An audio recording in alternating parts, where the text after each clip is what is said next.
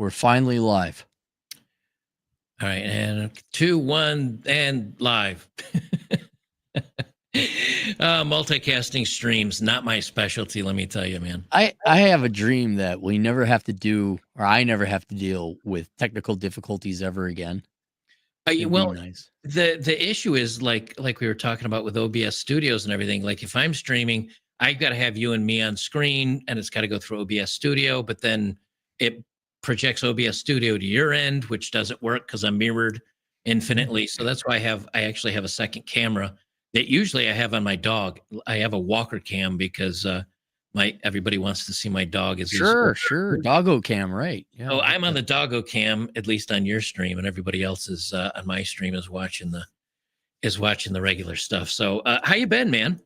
I've been really good. Very exhausting with tax season. Finished a book, and then I think I am getting older. Like it just, well, and you're in the middle of still building your house, it's finished now. Yeah, that fascia, by the way, looks good. Like I had no idea because I dropped in last year or something. I got the quick tour. Yeah. But so the house is done and the shed is done. Yeah. Well, shed. I have some more things I want to do out there. I've got to build that out into a wood shop.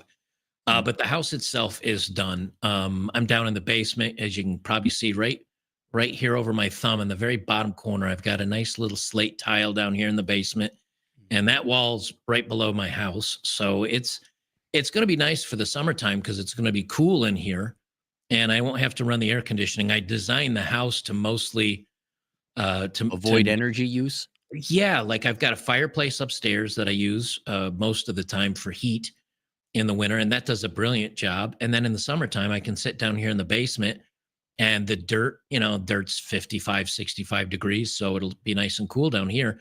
The biggest challenge is being 100% solar and batteries and all that stuff is you don't get to just run around and turn on all the lights and turn on all the heat, use all the energy you want. Because if you have 2 or 3 cloudy days in a row, you're fucked. So, yeah.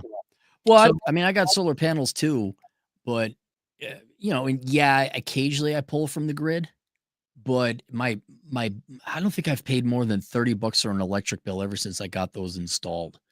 Like the worst of it is maybe a $28 bill. Yeah. So, I'm not panicking if I have to tap onto the grid, but I am much more acutely aware of my electric usage because it almost becomes a game where it's like, okay, how little can I use and how little can I pull from the battery? Or like, I guarantee you do your laundry when the sun is out, right? Yeah, because of my dryer. Yep. So it's like you run different things that when it's noon or close to noon, just to not even tap the battery, just to extend the life. So yeah, I'm very, very familiar with the solar panel stuff. Yeah, I don't get to tap any grids though. That's the difference. When I'm out of juice, that's it. Oh, you're not even in the grid. No, I'm completely. Oh, wow.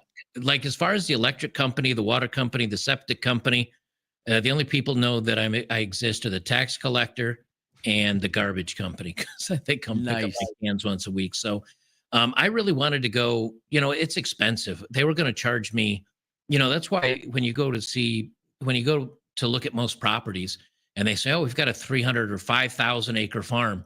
Where's the house? 100 yards from the road. It's because of the utilities running it out to the house. Mm-hmm. And I didn't really think about that.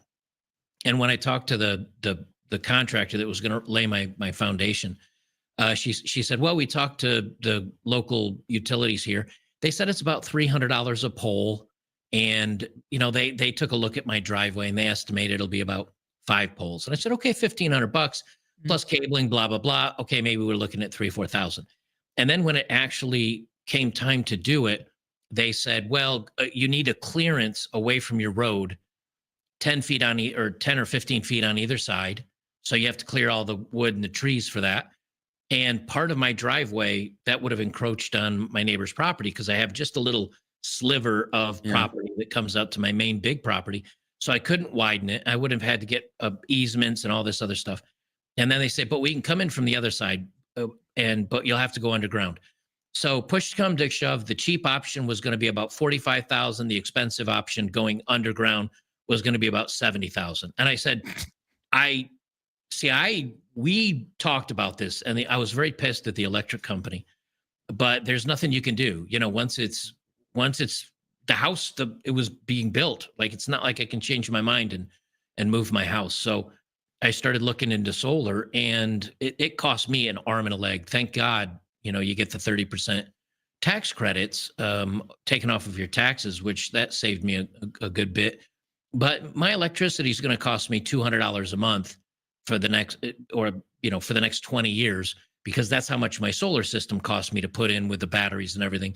And right, when you amortize it over the months. Yep, and it's going to give me about a 20-year warranty is what they put on everything for the batteries, up to 80%, all that stuff. So, I'm not free.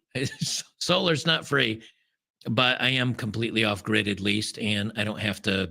The funny thing is when my neighbors go out of power, because we've had a couple of really big storms here in Tennessee. And neighbors will be without power, and everything's in chaos. And for me, it's completely normal, because from my solar panels to the house, that is underground for me. So I don't have any wires or anything to worry about. So I don't lose power here. That's one nice thing about it. So gotta try to find the blessings in the madness where you can. But see, that's great though, that you're kind of done with the house. You've hit cruising speed, and it's not, oh yeah, I gotta whatever finish the roof or stain the deck or any of that other stuff. And now you can kind of enjoy a little solace and peace now. A little bit. I do still need to stain the flooring of the deck, and I've got my driveway's an absolute mess. So I've got to get some of the smaller, like crushed run, they call it, and dump that in the driveway. But when you realize, it's like, oh well, it's going to take, it's $800 a dump truck for the crushed run stuff, and then you realize, oh well, if I'm going to do my entire driveway and my parking area out front of my house, it's going to take 10 of them. And you say, well, I guess I don't need it that bad. I'll just, so you start making concessions when you realize how expensive everything is. It's just like, I went out and looked at furniture, and everybody's like, this isn't the home. This isn't the home. This is the Show Home Shopping Network. Yeah. But I went out and I looked at the furniture that's out there, and it's all like press wood, veneered balsa wood. Basically, it's crap, and it's cheap, and it's light, and it's flimsy, and it's glued together like crap. And then they want $2,000 for a dresser, and I went, Jesus, man, so I'm going to make my own furniture, but I got to wait till it stops raining and the weather's nice enough I can open up the garages and get my table saw and everything else. So I literally have a mattress on the floor, this desk and the desk up in my bedroom, and 2 chairs, and that is my entire house so far. So you want to say, because I had to buy furniture, like new furniture, for the first time in my life, because it's like all of a sudden you got rooms, because I was always living in essentially 1 bedroom. Walmart.com, unless you insist on like having heavy wood furniture, I was surprised with their selection, and Wayfair as well. And it was cheap. Yeah, you gotta assemble it. It is going to be that sturdy wood, but just for the here and now. And I don't know, you're a bachelor. You ain't got no kids jumping on it, like no little kids come over there. Like, it doesn't have to be, tornado proof. Yeah, I've been pretty satisfied with it. Yeah, but the veneer stuff, it looks very nice. The problem is, like everything, my desk right now is a 4-foot wide by 8-foot long barn door. It's just a barn door that I found, and I screwed legs into it, and now it is my desk. And so everything I want in the house, I want it to look homemade. I want it to look rustic. I want it to look used and kind of beat up, because I like that. I like something that, like this barn door, the guy that I got it from, he's like, oh, this was hanging on the interior of a barn before I bought it and before my father bought it. So, I'm probably looking at 100-year-old, like solid oak, barn door, or whatever it is. I don't even know, but, and I kind of like that. And I picked it up for $150 for a 4-foot by 8-foot desk. That's kind of what I'm into. So if it takes me a little longer to get the furniture, I don't really care, because I am single, so I don't have anybody coming over really. And I don't need a dining room table. I do everything in this chair, except I do everything in this chair, but sleep, and I'll probably end up dying in this stupid chair, because it's just, but I like solid wood, because then if you fuck something up on it, you can take a sander and just refinish it and resand it and redo it. And I could redo this table 83 times, because it's this thick And to get it to this thick would be 800 passes by a sander. So Mm. it'll take me probably a couple years to get the bed frames and everything made, but I'm just going to end up making my own stuff. But that kind of goes into what we were discussing, you and I, a little bit earlier, talking about finances and minimalism and all this other stuff. Is I guess I look at things, and if it's real and it needs work, and I'd rather have something that's real and needs work and will look pretty good than buy something that's fancy and nice for 5 times the cost. That if you put a mark on it, you're like, oh no, I just ding the shit out of my whatever. This, I mean, I can do carpentry on this if I put a hammer moon in it from missing a nail. Like, who cares? Do you go antiquing then? If you're looking for that lived-in look, because I gotta imagine it's cheaper than buying. Like I looked at like actual furniture stores, like it's a ripoff. I've literally $2,000 for a couch. I'm like, I bought cars for less than that. Yeah. I there's a couple of places here. I find the Goodwills in small towns to be the best, because you can find, like, in fact, I found a dresser that all I had to do is add the wheel rail on the side of the drawers, because it kind of scraped on the bottom a little bit because it was just raw wood.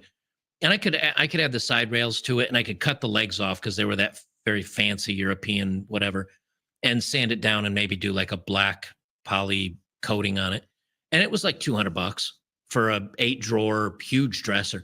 Problem is, they don't have any moving facilities, and I'm by myself, so I didn't have a way. I didn't have any dollies or anything. So I said, all right, I'll buy some dollies. I'll go back around and I'll pick it up and move it myself. So I'll make it happen, but that's part of the thing I like about it. It's everybody that has money, they just walk in and say, I'll take that and I'll take that. And then they never think about it again. But when it takes you 2 months or 3 months to find just what you want, and then you restain it and put modern knobs on it and do all this other stuff, that's what I find to be exciting. Is, that's the interesting stuff. I got 2 or 3, now that I think about it, kind of bedside table lamps. And what I did is I did a paper mache kind of thing with a bunch of cigar bands from cigars I smoked. And I exclusively smoked red cigar labels for like 2 months, and then blue cigar labels for one, and then gold green ones for the third one, because I wanted a blue light, a red light, and then kind of a green gold. And especially for younger guys, I don't think, because you and I were getting old and nothing really excites us anymore, right? We've done video games and all that. One thing I take tremendous joy in is like what you were saying. I took this thing that was crap and I sanded it down, painted it, made it look beautiful again, like Rick's Restorations or whatever. And then you get to look and say, oh, yeah, I did that. So every time I go into my room, I'm like, oh, yeah, I made that lamp. Or, there's other, I fixed that car or something like that. So not that I'm a big craftsman, but yeah, there's no rush. Like, but if you could just slowly populate your house with stuff that, again, fits perfectly, or you had a hand in, it's better than, oh yeah, I just cut a check and I got this piece of furniture from IKEA. Are you there, Joker? Yeah, I'm still here. You disappeared. Okay. Oh, sorry. It's okay. Well, maybe I disappeared on you. Who knows? No. But I think that's what guys are missing today. A lot of times when I do whether it's my live streams or some of my videos, and I look at comments underneath it, there's a lot of guys that, well, I wanted to have a wife and I wanted to have kids, and I had, all this plan for all these things, and that's not going to happen for me. Now what? And I think that's a huge fear for a lot of guys, is the now what? What am I going to do with my life? What am I going to do with myself if I can't have a family and kids and all that stuff? And I'm a firm believer that you've got to build, and you've got to create, and you've got to design, and you've got to have hobbies, and you have to find something that you have to work for. I mean, because face it, like, I'm a little bit overweight. If I just said, okay, I wish tomorrow I woke up and I was 155 or 165 pounds of raw muscle, and I had 5% body fat, and I look beautiful, and then you go to bed and you wake up like that, you're like, this is awesome. I can eat whatever I want and treat my body like shit, and it's a piece of cake, and you don't appreciate it. But if you actually watch your diet and eat right and go to the gym and make that dedication and make it a hobby, then when you look in the mirror, you're like, damn, I look good.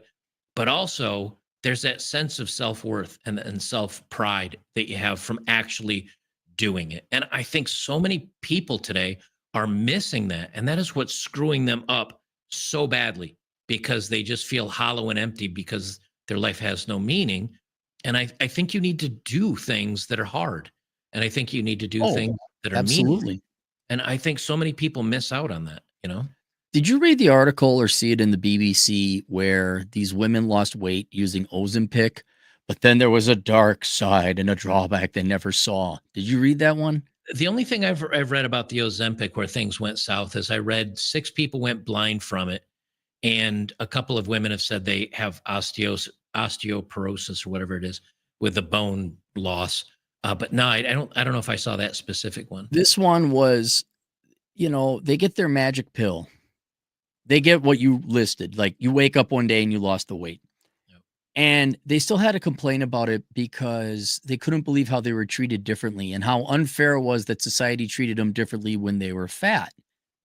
And they didn't learn their lesson because they didn't have to work at it. They just popped the pill and they lost the weight.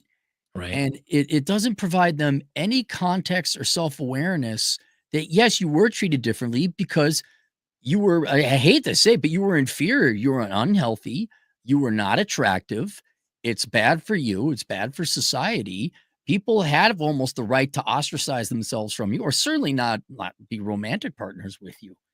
And they failed to miss it's because they took the pill. They didn't go on the journey to earn the body. We're like, yeah, it was hard work. And I appreciate people who do this because I know what it took.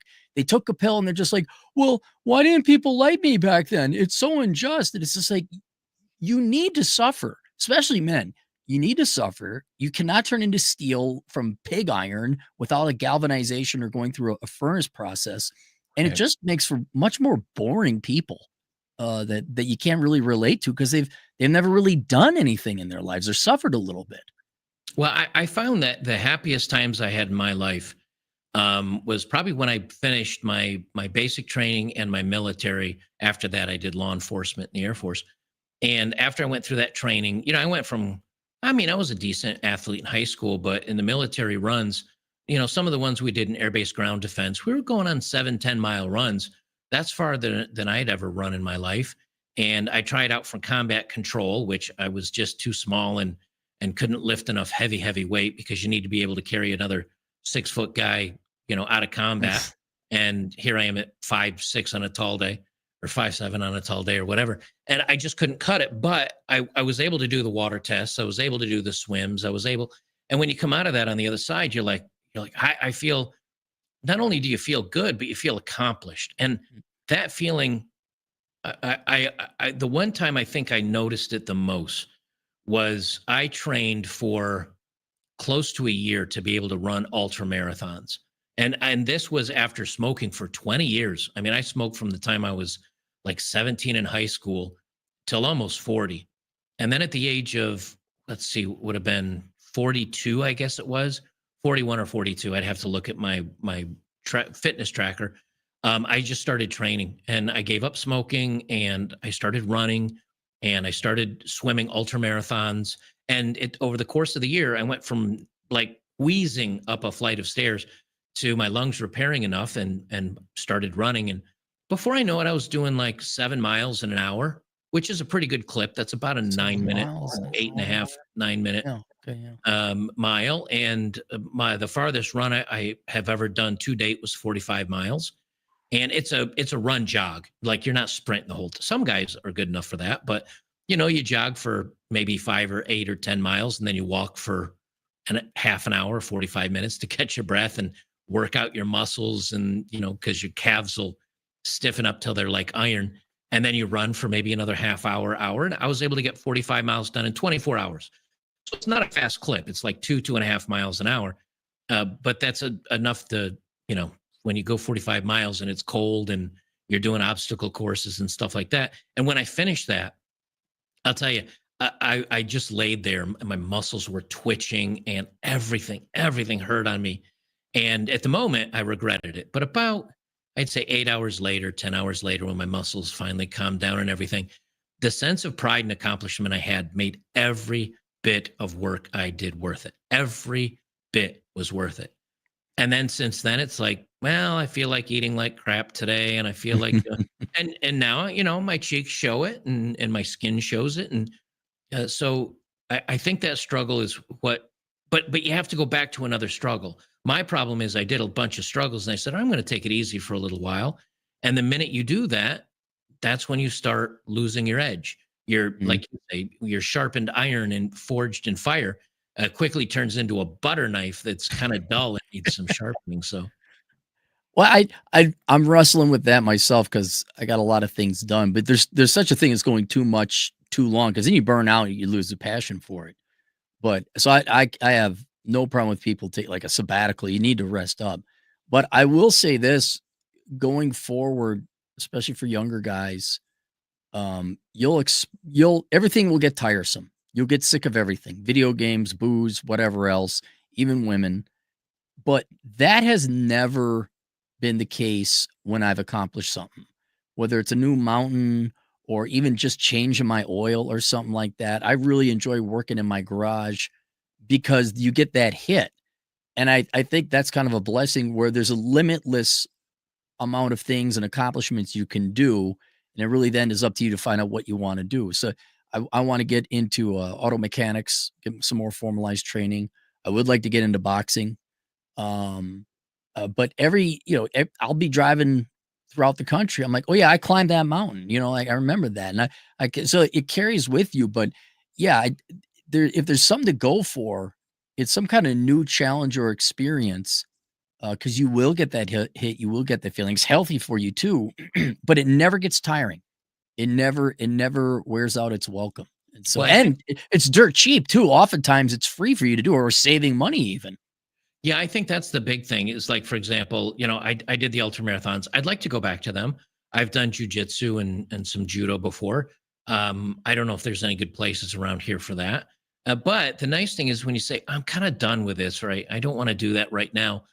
I think guys that are creative or guys that know the satisfaction that comes from a job well done on a task that's hard, that's when you say, well, like what I was talking about earlier, I'm going to build my furniture for this house, and the first piece will be probably the roughest, and you refine it and you get better, and you start with benches and simple tables, and you work up and you work to more difficult pieces, and eventually I'll never be a craftsman per se, but compared to where I started, I'll probably feel a, a much larger sense of accomplishment versus all that. And every time you use a piece of furniture, there's a story on it.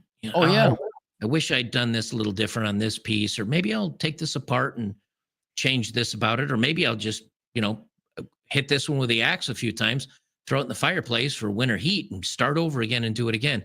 And I think that more than anything is what drives men to accomplishment. Because when you have a family, guys you look at someone like my father, my grandfather, anybody else, and I know my father always had pride in what he did, but a lot of it was for the house or for the kids or for my mom. She'd want a new cabinet or she'd need something done in the kitchen, and he built custom cabinets for her and a new countertop. He loved those cabinets and countertop more than she ever did, and she loved them. You know what I mean? She loved them. But since he put it in there, and he always said, well, I should have done this different. I could have done this better. But that task to the next one was things mom or we kids asked him to do. And without that, I think a lot of guys feel lost where you just need to find out, your projects on your own.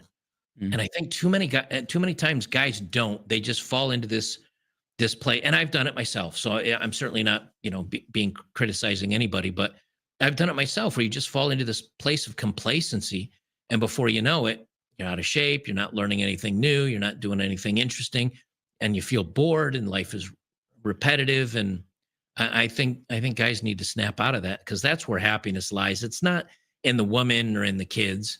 It's what that allows you to do as a man to feel a sense of accomplishment and pride. I would say, especially given the malaise or depression or black pill doomerism or whatever, e- traditionally you were motivated by external forces, whether that was a career, survival, avoiding starvation, but more so having sex and having a family. And you're here now, whether you wanted to be or not, you're here. And I think, especially in a first world nation where you got all your stuff kind of bought and paid for, like you don't have to work that hard to get cheap food, video games, some Nebraska corn or whatever, and exist. But man, that's a recipe for sadness, depression, and malaise because you're not even living. But the most important thing I would think for young guys today and gals too is to you have to find something, even if you don't want to. That initial inertia you got to build up, that initial momentum the first day at the gym. Yeah, it sucks, but you know what sucks even worse? The day not going to the gym or the not looking, at the Goodwill or the reuse it center for some furniture. Like you have to, and normally you be occupied plenty with work and survival, a family, working on your home and all that. Uh, but you don't have that now. So it's almost your first and primary responsibility is to go find something to do and something challenging, not necessarily fun all the time. There would be plenty of that. And I think that would definitely cure a lot of guys of their malaise and sadness and just existential existence. Well, that reminds me of something that I actually wanted to ask you quite a while ago, and I just never got around to it because we haven't chatted in a while. But you've been on the what do they call it? The Rule Zero podcast slash YouTube, right? Isn't that what they call it? Rule Yeah, Zero. Rule Zero with it was originally Rolo in the gang, and I was like Rhinestone and the guys. Are you talking Access Vegas or Well, kind Fresh of and all Fit? of it. Kind of all of Okay. it. What is their main focus now? And the reason why I ask is because you know I back in the day, a lot of them were really focused on women dating, hookup culture, how to mac women, and that kind of thing. Is that still kind of the case, or is that changing? Is that changing around a little bit now?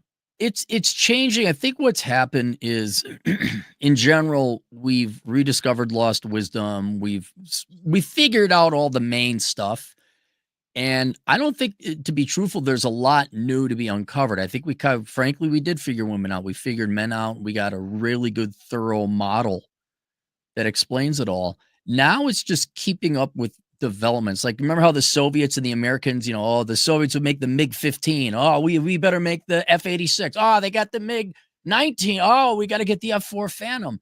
So Right. I think there's just keeping on top of trends. Um, okay, what's the latest weird stuff coming out of girl world this time or academia? So it isn't that we're covering new grounds. It's more like, okay, what happened recently in the news? And so it's not necessarily as deep or philosophical as much as it's just keeping up with the times. But is the focus still kind of chasing after women and scoring women and that kind of thing? It's women focused. I don't know if it'd be so much about chasing after women, but like understanding them. Like, see, here's this phenomenon in the real world that happened recently. Here's why, based on previous research or philosophy we've done. So it's still female focused. It every once in a while will like go into health or finances, but I mean that's been going on since forever. So it's not as revolutionary or eye opening or novel as it was, say, 20 years ago. Okay. The reason why I ask is because, we're talking about hobbies and things and sense of accomplishment. And for a while, I think the red pill kind of split off into a bunch of or men's groups or manosphere, whatever you want to call it, kind of split off into some different directions where you've got some guys that went their own way and you've got other guys that maybe have serious relationships. And then you've got the guys that were the kind of the pickup artist ones. And what I always wondered is the pickup portion of it about about getting laid and getting like a big body count and notches and all that, or is it that I need a hobby, I want to sell a sense of accomplishment, and a fun gauge and a fun hobby of that is figuring out if I can game women and sleep with them and hook up with them, and my success is my notch counter or how easily I can pick up women or my day game or any of that stuff. And I just wondered if they ever made the connection in that, because I've always looked at it as an exceptional waste of time. Chasing after women to me is like a cat chasing its own tail. But if I just didn't know if they look at it as like, well, it's a hobby, it's something to do, and it's fun and sex is fun. So I just didn't know if you had any I insight on that. no, if anything, I've seen them retreat to a more intellectual, like, like you said, like, why am I doing this? This is why that book of Numbers book did so well, is it measured your statistical chances of success with women at various levels. I also think uh, the PR that women have been putting out on the internet has definitely deterred men, where they're like, yeah, they've become more monk and more inflective. Like, okay, what can I do with my life? I know for like very specific people, uh, who enjoy it, right? Like I don't enjoy watching sports, but some people do.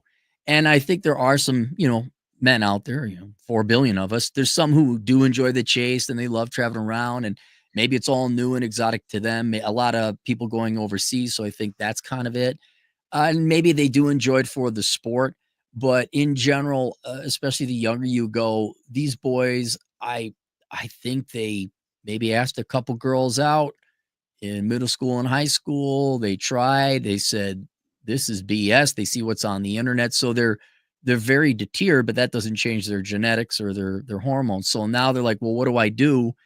And for a lot of people may pick on the Zoomers and the millennials, but these younger people are way more street smart and philosophical than we were. They realize that just because it's pretty, don't mean you have to chase it or it's worth it. So Well, it's been phenomenal to watch these younger people with the knowledge we wish we had put that into play. I think they've absorbed the red pill. You hear a lot of times where guys say, "Oh, I'm going to go John Galt, or I'm going to go no contact, or I'm just going to fuck off into the woods and screw everybody else."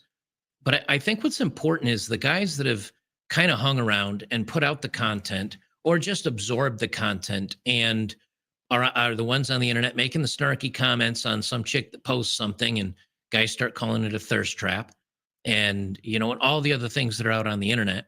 And then you've got women that are putting out these videos that show them in the absolute worst light. You've got the New York Post, I just go to the New York Post, lifestyle, Daily Mail. no, sex and relationships.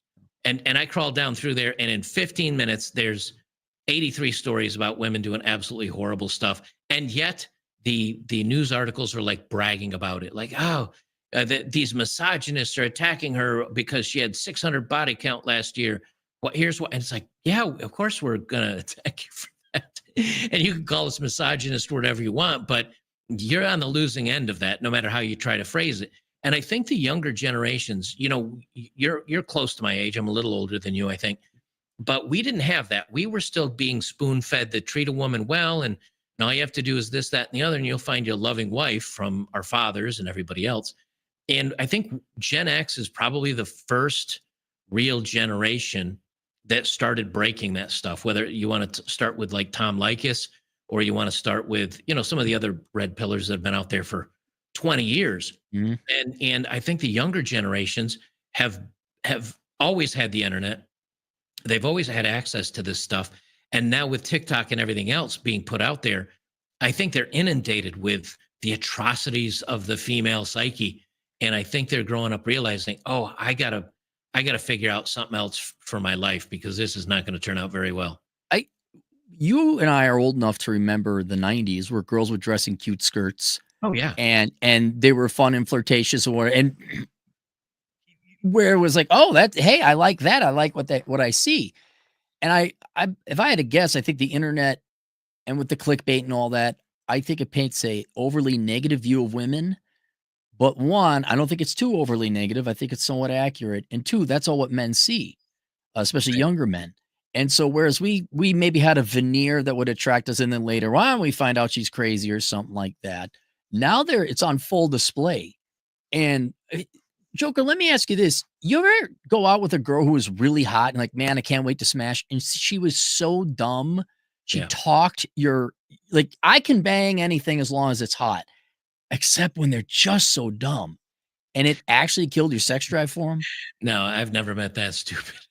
Okay. Well, I have like 3 times where I'm like, it's so bad. And I But think that's what's happening to these young men. They're seeing this on the internet. They're like, I can't get excited about this. in my own defense, when you're kissing a girl or or you're actually into the throes of passion, they stop talking for the most part.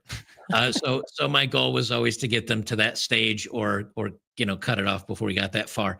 Uh, and plus, most of the dating, I was married from, gosh, how old was I? 28 to 35. I was with one woman, and then I was alone for a couple of years, but I didn't even date. And then I was with another single woman. So as I aged, my brackets were 2 or 3 years with one person. But in my 20s, that's when I was just an absolute crazy person.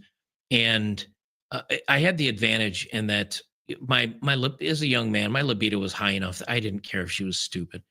And that didn't dissuade me at all. But I think the difference is too, though, that when we were young, we didn't have the narcissism of the internet. We didn't have, a girl that she might have been pretty, but if you were funny and decent, successful, and you had a little bit of game, you could probably get out at least on a couple of dates with her. And if she found you funny and charming enough, you could probably get a hookup out of it. Today, because of the internet, because of women not just having, because I grew up in kind of small cities, I wasn't in anything big.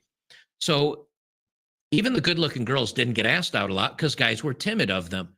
And so if you were bold and brave and stupid enough, you could ask women that were at least as good looking as you were, if not slightly better.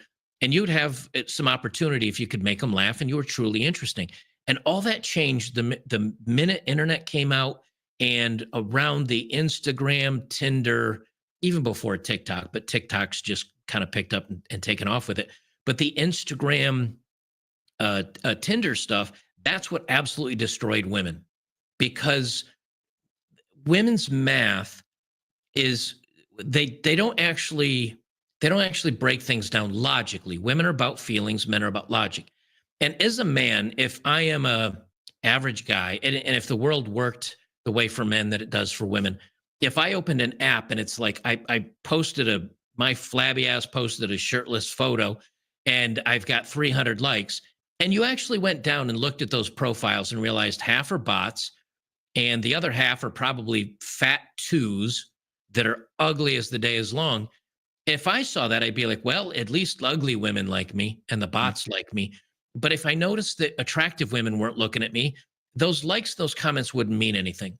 Where women will, a 5 or a 6 will post a bikini photo, she gets 3,000 likes. Well, the guys that are liking, again, it's bots and guys that are probably twos. But the women don't see that. They just see, oh, I get a lot of attention and I get a lot of compliments while I'm in my bikini. I must be an 8. Mm-hmm. And because of all this stuff, it has absolutely demolished any chances of a guy dating a woman of equal level or even slightly above. And now guys are like, feel lucky if they get one that's slightly below, and they're not scraping the wood chips out of the bottom of a barrel, all because of the social media. I think it's destroyed dating completely. I would one up it even more. I think the social media, if you throw in TikTok and all that, so the dating apps have skewed women's self-valuation way too high.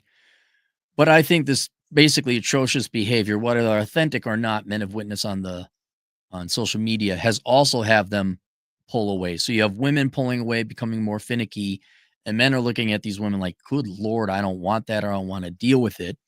And so you have where what is it? Supply and demand are going down, and you just have no transactions. There's no volume in this Right. market in terms of dating, and so you see that. What I'm curious is going to happen down the road, and I start to see this in my clientele. Uh, women had in past. This isn't for the younger generations. In the past, women were a tremendous waste of time. I mean, I wish I could get all my time back in my teens and 20s. I chased it out. It's a horrific waste of time. In the past, they are more than ever. Well, right, and now it's even less so, but the boys are not. It sounds like a bad statistic, and it is, but then it's like, well, wait a minute, there's another side to this coin. But there's that stat out there where half of men from 18 to 40 haven't asked out a girl in a year. Well, what are they doing with their time? Well, they're not wasting it on women. Now, yes, a lot of them are wasting it on prawn and video games, and just too much of video games and sloth and all that. But I'm starting to see a lot of guys where they are starting to focus on themselves, career, building their own homes, kind of taking on their own home projects, entering the trades and things like that. And Lord knows where this is going to go, but these boys are starting to go on that journey, galvanizing themselves and having accomplishments, experiences, and things like that. And what I love pointing out is opportunity cost, because when you're 20, you have no opportunity cost. You're making zero money. You don't have a bunch of girls. So any girl that gives you the time of day, you're excited. These boys are starting to develop opportunity costs outside of women. So I don't know if these women are ever going to come back, or if they're ever going to give up the feminism or lose the weight or whatever. That's yet to be determined. But I think given nothing, like, I know this is an obscure story, but I went to the Dallas Zoo long ago, and there was this elephant in his pen. And I kind of felt bad for the elephant because it wasn't that big of a pen. He's just there. He's by himself, no buddy elephant or girl elephant. And he had just this big old log. He just pick it up and throw it down, and pick it up and throw it down. And I felt bad for the elephant, but I realized he's focusing on that log of wood because that's the only thing to focus on. So you've removed women from men's lives, essentially. And that's what's happened. I'll stand on that one. Thank you very much, society, feminism, politicians, media. You've removed women from men's lives. These men are like, well, what am I going to do with this time?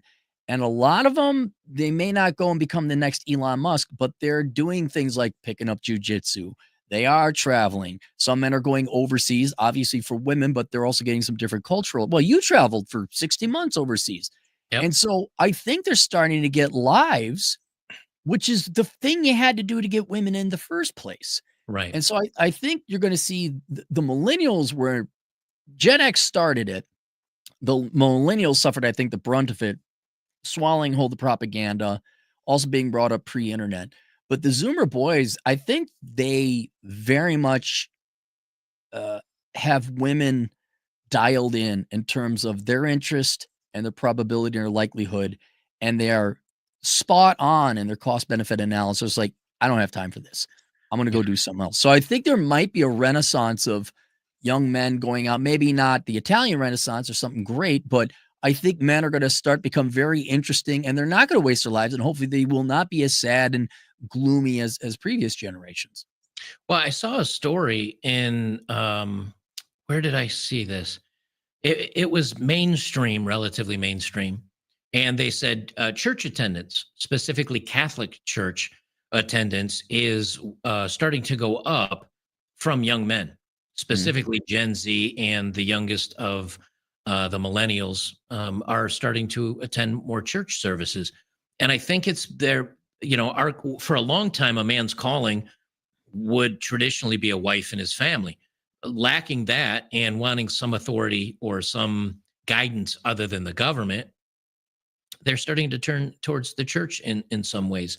And I think, you know, nature abhors a vacuum. And these men, when they have these vacuums in their lives that would have normally been filled by wives and children, I think they're going to be filled with hobbies, friends, and probably some vocation that they love to make them money or something else.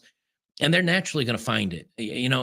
Either that or they're going to maybe fall to the wayside and I hate to say become a leftist, but in all actuality, most of the people you see that are really struggling with their emotional ability and that are enraged by whatever the news tells them or women tell them or mainstream whatever, they seem to be really struggling with their happiness. Where, the guys that I see that are taking back masculinity and are not shy about their opinions and push back against the propaganda, they seem to be having very little to no problems when it comes to guiding their lives in a good direction. Mm. Well, it may even usher in a whole new I wouldn't say utopia, but certainly a way more balanced lifestyle than what we've had, I guess, past couple generations, where if you're a single guy, and you and I have talked about this before, like, you could get by on very little. And these boys don't, in addition to falling for female propaganda, women are the most important thing in the world and marriage, da da da. They're also not falling for, you must become a corporate slave and you're nothing if you ain't got a car. And so I think is a much more balanced approach where these guys actually are going to have work-life balance. Where a buddy of mine, she's dating a cop, and he's a younger guy. He's like 30. And I say, oh, is he putting in a lot of overtime? She's like, no, he refuses to do overtime. And they throw it at. I mean, that was well, you were in security and cops, so Yep. the younger guys would take extra shift for the older guys who had family, and so you work Christmas or whatever, and they're not even doing that. And I think what they're having is in absence of chasing women, having women and a family, they have much lower expenses. They make good money. They're saving a tremendous amount because wifey poo doesn't need whatever the latest Range Rover or what have you. There's an absence, and if they take agency, I'm not going to sit here and be mopey and feel sad because I can't find girls. They go out and they do something, Yep. and so you're going to have some, I think, some very accomplished cultural bachelors out there who, well, they do a little bit of this and they do a little bit of that, and they work out here or they join that church or whatever. So it's I never thought I'd be optimistic about anything, and I'm starting to look. I'm like, are we coming around the dark side of the moon here, where we can see the sun again? And you see these young men nowhere near as confused and nowhere near as divorced or financially destitute as previous generations. So Yeah. I don't know. It looks like we're on an uptrend, and I can't see unless girls decided like, okay, we're losing them. Quick, put on the French maid outfit and the June Cleaver outfit and start baking cookies. That ain't going to happen. So I think these men are getting the message loud and clear, and they're starting to increasingly make wise decisions with their time. Well, I think your expression, a renaissance of men, I think that's a pretty good explanation, and I like that word for it. When I was a young guy, I was taught the kind of the same old from my parents as they were taught by their grandparents, and same and same and same. Meet the nice girl, find one that you can fall in love with, treat her well, give her what she needs in life, and you'll have the kids and the home and the happy family forever, and everything will be wonderful, and life goes on, and then you die, you retire, and then you die. And by about 24, real young, I found out that was a complete lie. But I still had ingrained in me the belief that if I were, I can't be any taller than I am, but if I was in good shape and I was funny and I was comfortable in talking to women, which I was, and I'd get dates and I'd have no problems with that portion of it, but I could never keep one because the women kept goofing it up. And that sounds very shallow of me to point it to the women, but it literally was. Every woman that I can think of where my relationships didn't work out, the woman tapped out, she got boring, she had some other issues, she left, she cheated. It was always the women that said, entertain me, do something for me, make my life exciting. And in the meantime, I said, well, I need to work and I need to bring in money and I want to be successful. And that was my train of thinking because that was my father's. My father was the provider for the home. And so I always believed, well, if I can become successful enough and I have a good enough job and I can provide a home and I can do all these great things, but it never happened. Or the few times that it did, it fell apart. And finally, I think by the age of 42, 43, 44, somewhere around there, I said, that's it. I quit. I quit the rat race. I quit the grind. I sold everything I owned. I put it all into a backpack, except for a little bit of cryptocurrency and money that I had. And that's when I did my backpack around the world because I said, well, I've got to scatter the chessboard. I got to tip over all the pieces, dump them off the board, and start over again. And that's when I did. And that's when I started my channel and started noticing and started looking and started discussing these things. Young men today, they're at a disadvantage and an advantage. My advantage, and maybe your advantage, was because I was taught the old way. I worked really hard and I had a good work ethic, and I would take the overtime and the extra shifts, and I'd stick the extra money away. And I wasn't worried about retiring, but I just kept stuffing money away, and there wasn't a lot of things I wanted to buy, and I got financially ahead well enough that later on I could kind of screw off and take it easy, and then in the second half of my life go on the downslope as far as responsibility and income and things like that, and still be comfortable. I think the young guys today are, and again, I'm guessing. But from what I see, I think they've figured out, something. I see the way the trends of money and the affordability of a home and all these other things that boomers and maybe Gen Xers had. I'm never going to have that. I'm going to have to work until I die. So the days of me having the big 401k and the house on the hill, that's probably not in my grasp. So how am I going to be happy? And instead of slaving away and then retiring on the back end comfortably, I think they're looking at jobs and saying, you know something? I like this well enough. It pays me well enough. I can stick a little money aside for a rainy day, whatever. But I like my job. I have no problems working at my job. And I have friends and I go out and I do these fun things and I have these hobbies and I have these adventures. I didn't have that because I was quote You're unquote sacrificing. right. Right. I refused the sacrifice. And now on the backside, I can enjoy a little bit of it, but I'm 50. I think these guys are, I'm going to work and enjoy and work and enjoy. And that they spread it all, and that they'll probably go to work one day and then go home and die. But they can say, I had fun from, and the mainstream media and corporations and women are now calling it Peter Pan syndrome. Oh, they don't grow up. They just want to hang out with their friends and drink beer and play video games and watch the spicy content. And my answer to that is, yeah, so what?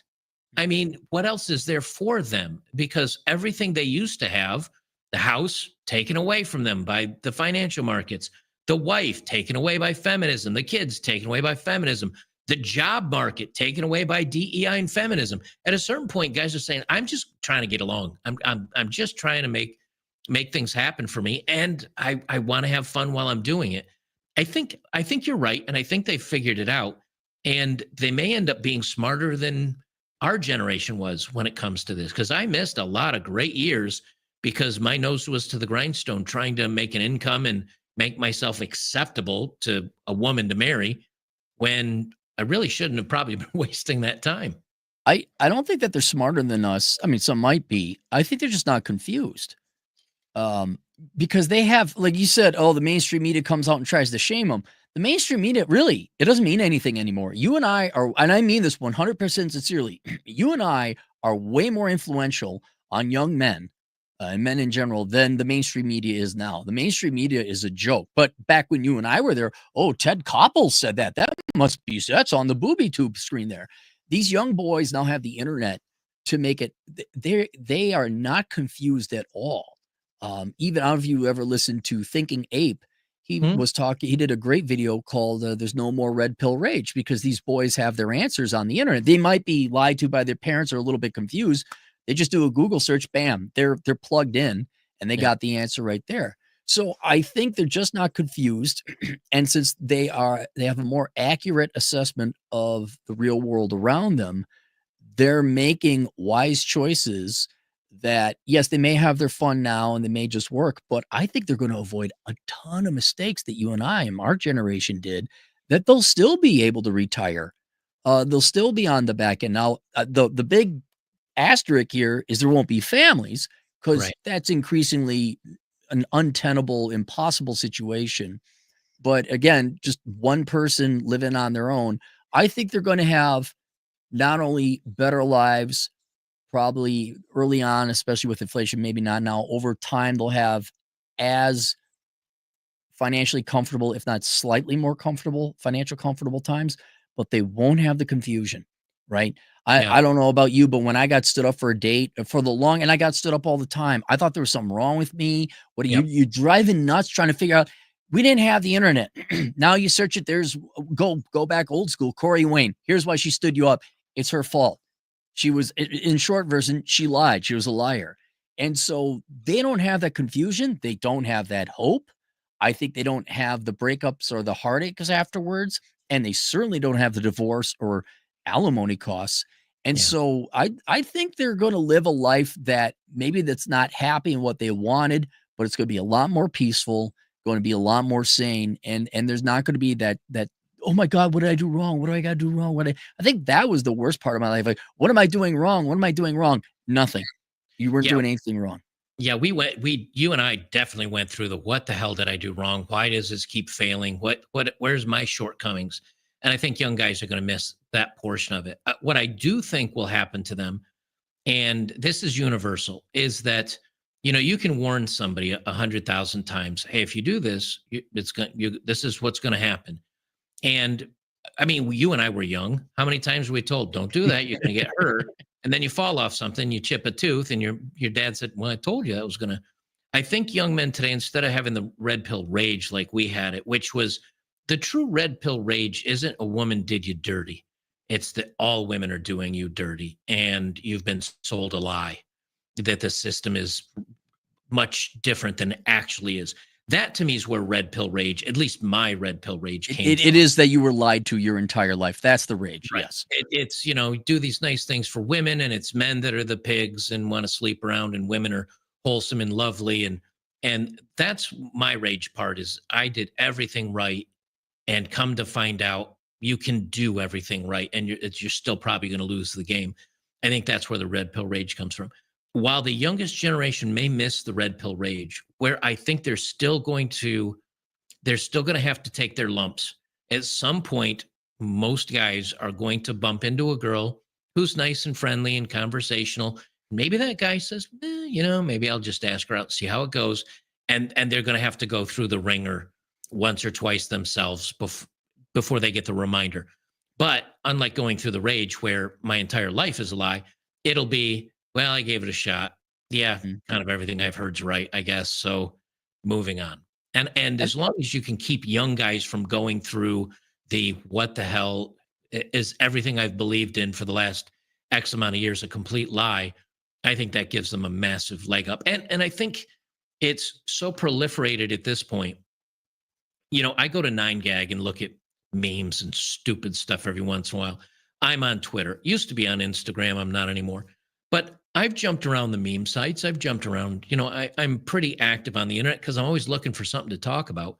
The curse of being a YouTuber is it's not doing videos. It's what do I talk about today? In today's world, it's unlimited choice. What do you want to talk about, man? Yeah, I know. Unfortunately, though, after 1,400 videos, you do get to that. Well, I talked about that 7 times. So, it's one of those situations, though, I think, where I'm on these places and I see 2 hard camps of people. One, the guys that are, don't be a simp. You're such a sucker. You're this, that, and the other. And the other side that's, oh, you bunch of butthurt incels. You just don't like women, blah, blah, blah. And the guys that understand the game, they're going to be the ones that are all right. They're going to be the ones that are going to be fine. They know the game. They know what's up. It's the guys that haven't been there, that think we're just a bunch of weirdos that don't know what we're talking about, even though there's literally millions of men with real life experiences validating, and even data validating what we say.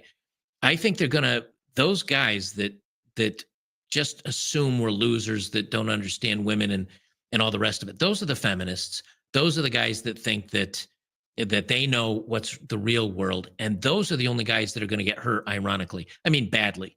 They're the ones that are going to get angry. They're the ones that will probably end up doing the harm to women because they went into this blind and stupid and think, well, if I'm super nice to her, maybe she'll give me some pity sex, versus the rest of us that knows actually what's going on and we know the truth of things. Then you can call us all the names you want, but those guys are the ones that are going to be okay. You're right, because I think people, especially with all the memes and all that, like let's say you don't even take a camp right now, young men with all the memes, internet, fresh and fit type of shows, whatever podcasts, you're right. They might get tempted by a girl who's sweet and kind, but I think they're way more like, we were like, women would never do this.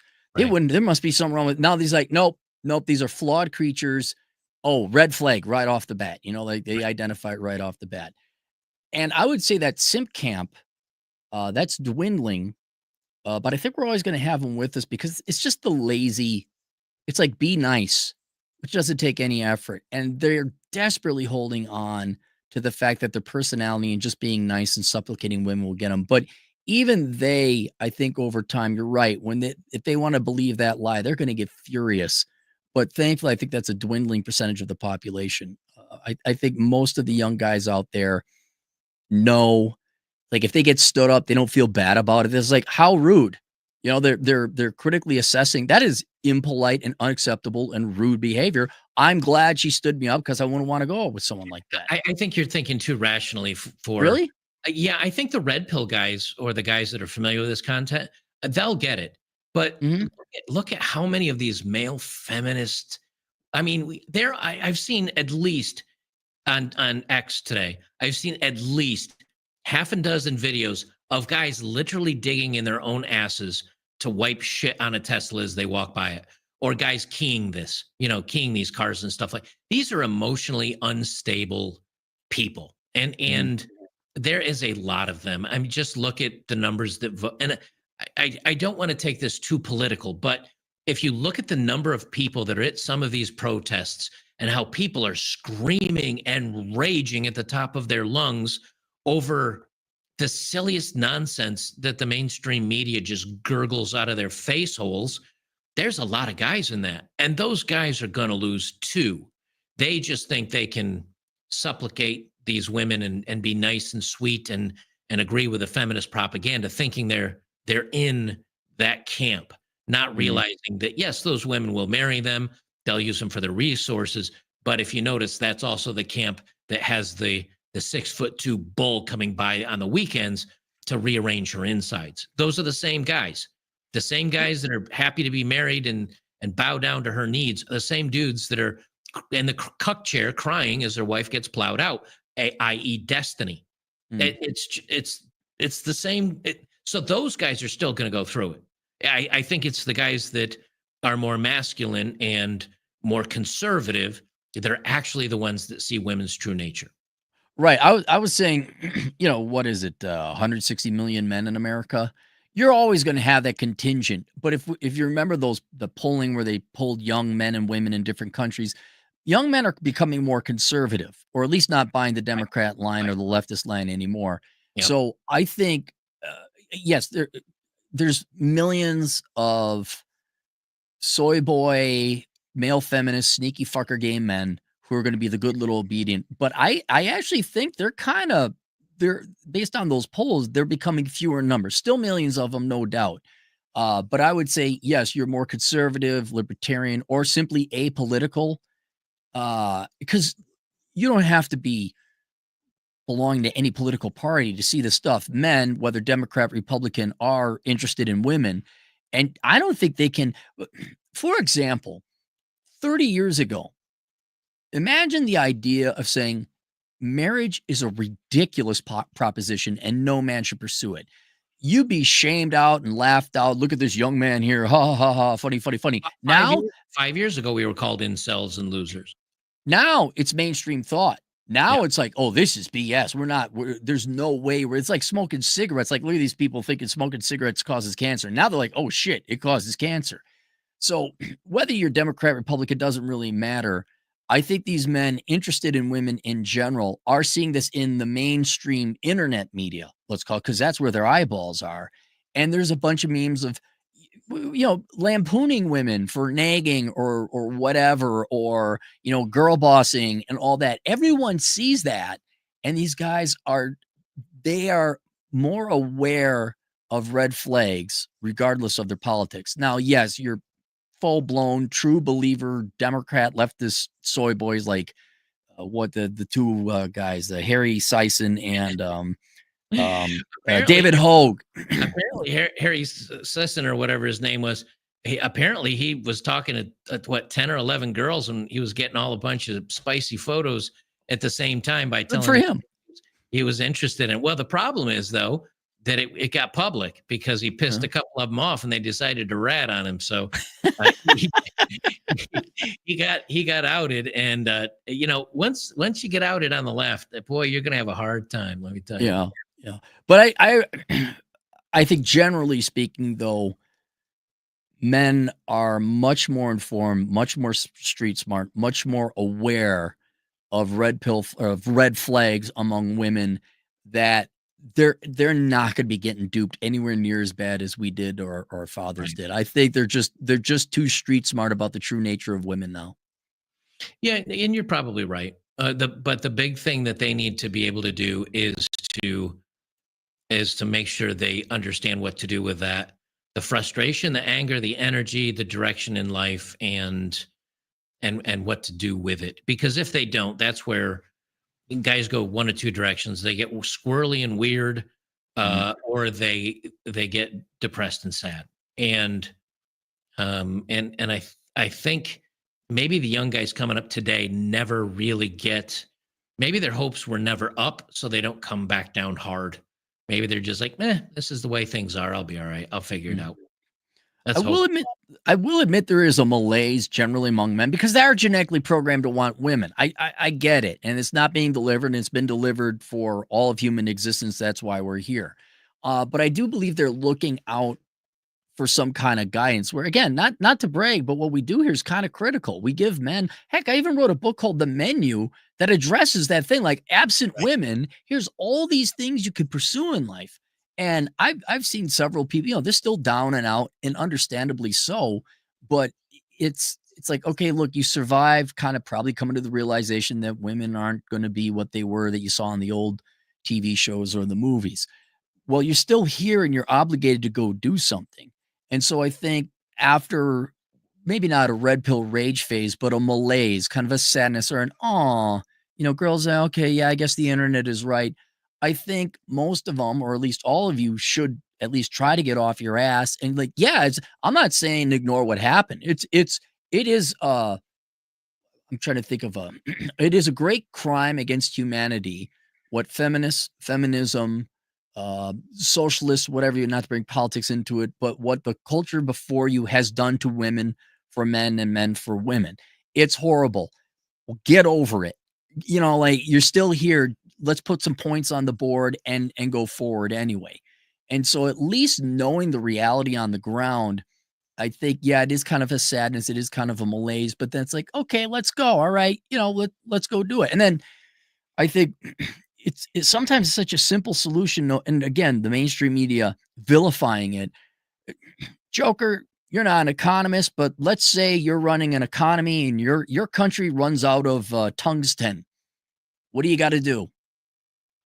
Well, I mean, you're going to have to go abroad for it Right.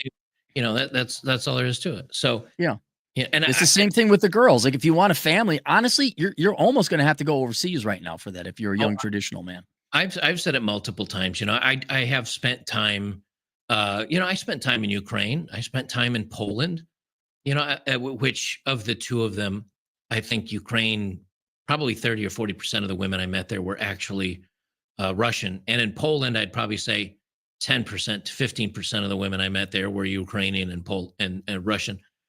And it's funny, man. I was out talking to a couple of guys when I was in Warsaw, and we were discussing women. He said, "Oh yeah, there's a lot of beautiful Russian and Ukrainian women here. They're really good looking." And I said, "How do you know which ones are Russian and which ones are Ukrainian?" He said, "Well, just look at them." That was his response, and he wasn't wrong. The Ukrainians, very high cheekbone. They look like Melania Trump. They just had the very Okay. high cheekbone, the very angular jaws. Polish women kind of looked like British women or American. They just a little bit more rounded face and everything. All So right. and no shade to the Polish fans out there, but every woman that you came across, you're like, wow, she's beautiful. She was Russian or Ukrainian. They were slim. They had the high cheekbones. It was the Russian model type thing, and that was the case in Poland. Now, when you get to Ukraine and you ask the women, again, because I talked to a bunch of everybody in the hostels and the hotels and everywhere where you stay. Then I said, how do you tell the difference between Ukrainian and Russian women? They said, oh, the Russian women are the pretty ones. And compared to the Ukrainian, I couldn't tell the difference, Yeah. but they could. But the funny thing about it is that the Ukrainian women that I met, which was mostly in the smaller towns, the Polish, almost all the Polish women that I met and had chance encounters with, all of them, like you could go on 3 dates with them, and unless you were are like the 3 dates were to decide whether you were going to seriously date or not. Mm. Now, then after that, then you can maybe discuss, kissing and sleeping together. There, it was like date first multiple times. Are we going to be serious? Okay, now let's discuss, the rest of that. And I didn't find this out firsthand. I went on several first and second dates. It didn't go anywhere. Like the women were very standoffish and very polite and very 1950s about it. And Mm. I'm sure there's women out there that would do all the other crazy counter. And then on the Southeast Asia, it was the women aren't nearly as standoffish. They're very excited to sleep and hang out and go on dates with good old white American men. But in both places, family and relationship and the man being patriarchal and in charge, both Poland and in like Thailand and things like that, were very much the same. So if you say, well, I'm more of a Latino, like I like Latinas and those ladies, maybe you go down to Argentina. If you like Southeast Asian, maybe you go to Thailand. If you like European women, maybe you end up going out to Poland or something like that. They're Sure. out there. But the thing that I think makes the big difference, you have to stay there, because if you bring them back here, they get westernized and ruined. I ever tell you about my Russian ballet dancer story? No, how Oh. long were you in the ballet? No, I was at a salsa nightclub, and I see this gorge, like, we're talking a 9.5, 9 point, she's really good looking brunette gal, and I'm like, "Well, I'm not leaving here without asking her to dance." I say, "Would you like to dance?" She says, "Yes." So we dance, and at the end of the song, I say, "Thank you," and I'm gonna ask her to dance later, but, you retreat now. So I walk back to my table, I turn around, and she had followed me out, and Joker, like, the body on this girl was just it was like and my buddy and I are looking like, because this never happens. Right. And I'm like, "Hi." She's like, "Can I join you?" And I'm looking at my buddy. He looks at me because this never happens. We're like, "Sure." Well, it turns out she's from Russia, used to be a ballet dancer, coming to United States for college and all that other stuff. And she's working. Um, and everything was going real good. How much It did she was want?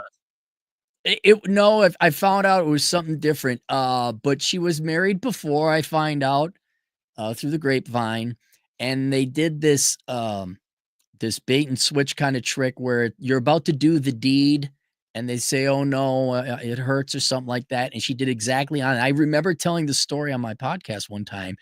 Three guys said, "Dude, that's how they get you, because if you go ahead, they call the cops, or they threaten it, or you could get out of it by giving them residency and marrying them." Shoot, I forgot what the point was I was making with this.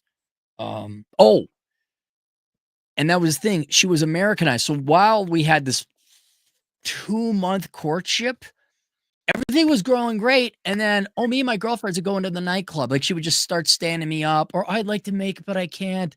Maybe you should come to the nightclub with." I'm like, "No, I'm not going to go to the nightclub." And then soon she's just gone. Just Yep. gone. And like, yes, you cannot bring them to the West. You just cannot. They will adapt into this culture, and this culture is very anti-marriage and anti-commitment. So yeah, you have to keep it an away game for the rest of your life, or with visits to the U.S. And I'll have to say, the areas that I visited in the Philippines, you have to get used to there. It's trashy. Like, the Philippines and even many areas in Thailand, unless you're way out from cities, just there's plastic. They just throw shit everywhere, and it's very dirty. Open sewers.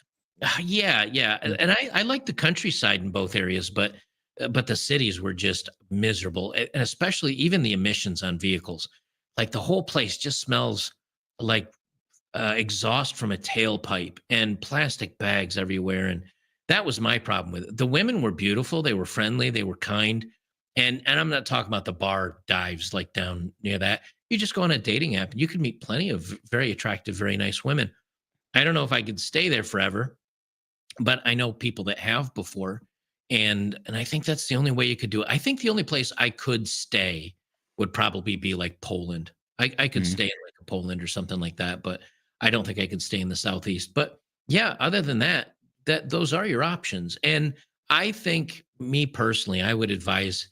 I mean, if guys wanted kids really badly, but for the most part, being a tourist and you get a 12, I don't know how much a round trip ticket is now. For me, I think it was like $1,200 when I went to Thailand. And I basically went to Thailand, and it's a 30-day visa, and you can get it extended out 60 or 90 days.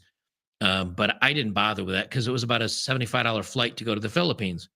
And so every 30 days I went Thailand, Philippine, Thailand, Philippine, Thailand, and I did that for about 4 or 5 months. And in each spot, I had a girl that I was dating in each one. So I wasn't just going out and hooking up with a bunch of randos in each spot. And I said, "Oh, I'm going to go to this other country and check it out." And I just bounced back and forth between the two countries and the two girls. And I could have, I think I had every opportunity where I could have stayed with either woman in either place. And if I had stayed, yeah, you could probably do a family and all that stuff. For me, it's not what I wanted in my life, but I think guys that haven't just buy a round trip ticket or just buy a one way. If you got a little bit of money in the bank or you can work remotely, Mm. do it. You got nothing to lose. And I think if you do that, um, maybe you'll find out if it's right for you. But the last thing you ever want to do as a man is have that feeling of woulda, shoulda, coulda. You got to at least experience some of this stuff if you have any questions in your head.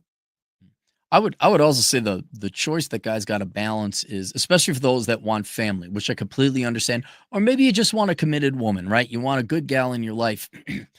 No place is perfect. Yeah, when I was in the Philippines, Manila was kind of trashy and smelled like a sewer if you're in certain parts of town. Yeah, there's going to be cultural barriers and all that. There's not going to be a place without static. How painful is that pain gonna be compared to trying to date, court, and find a Western woman in the United States to marry and Right. not divorce you? Not to say divorce and there aren't scams overseas, I'm fully aware of that, but that's kind of the economic choice you have to make, and I mean, and this is why, like, right off the bat, if I get clients that ask me like, "Boy, I really like to start a family," like, you are gonna have to go overseas because, again, I'm not everybody, but my experience with American women, it has been an atrocious pain in the ass. I almost want like reparations or want to sue somebody. I mean, it was like this was bullshit. Right. And it's tremendous. I've never been divorced, so it's kind of like I can't imagine what it's like being divorced and having your kids taken away from you. So Right. that's a tremendous amount of pain. I got to imagine that dwarfs any pain going overseas to a second world country where, okay, maybe you got to learn the language or you're not familiar with the customs and all. Yes, it's going to be painful, but it's nowhere near as painful as trying to find the needle in the haystack of a Right. marriageable quality woman here in the United States. So I absolutely strongly encourage, especially young men, and they got the time, they got the money, they have no responsibilities. It almost should become like a standard uh, page in their playbook going forward. Yeah, and especially now, I mean, there's so many, remote things you can do for work, but there's also like ESL, English as a second language. There's so many things that you can do overseas. I think were I to ever want like ever were I to do things over and I wanted a family, I was never big on the family thing, so that was never up my alley. But knowing what I know now, if I went back even, or if today at 52, I don't think I'd start a family. But if I were to go back to 40 or even 30, and it was a thing I wanted, I'd definitely be heading overseas for sure. Have Because you yeah, you may have the pain up front, i.e., learning the language, finding a job, meeting the family, et cetera, et cetera. But it's at least the back end is better. Here, not only is the beginning painful, the middle's painful, and the ending is painful.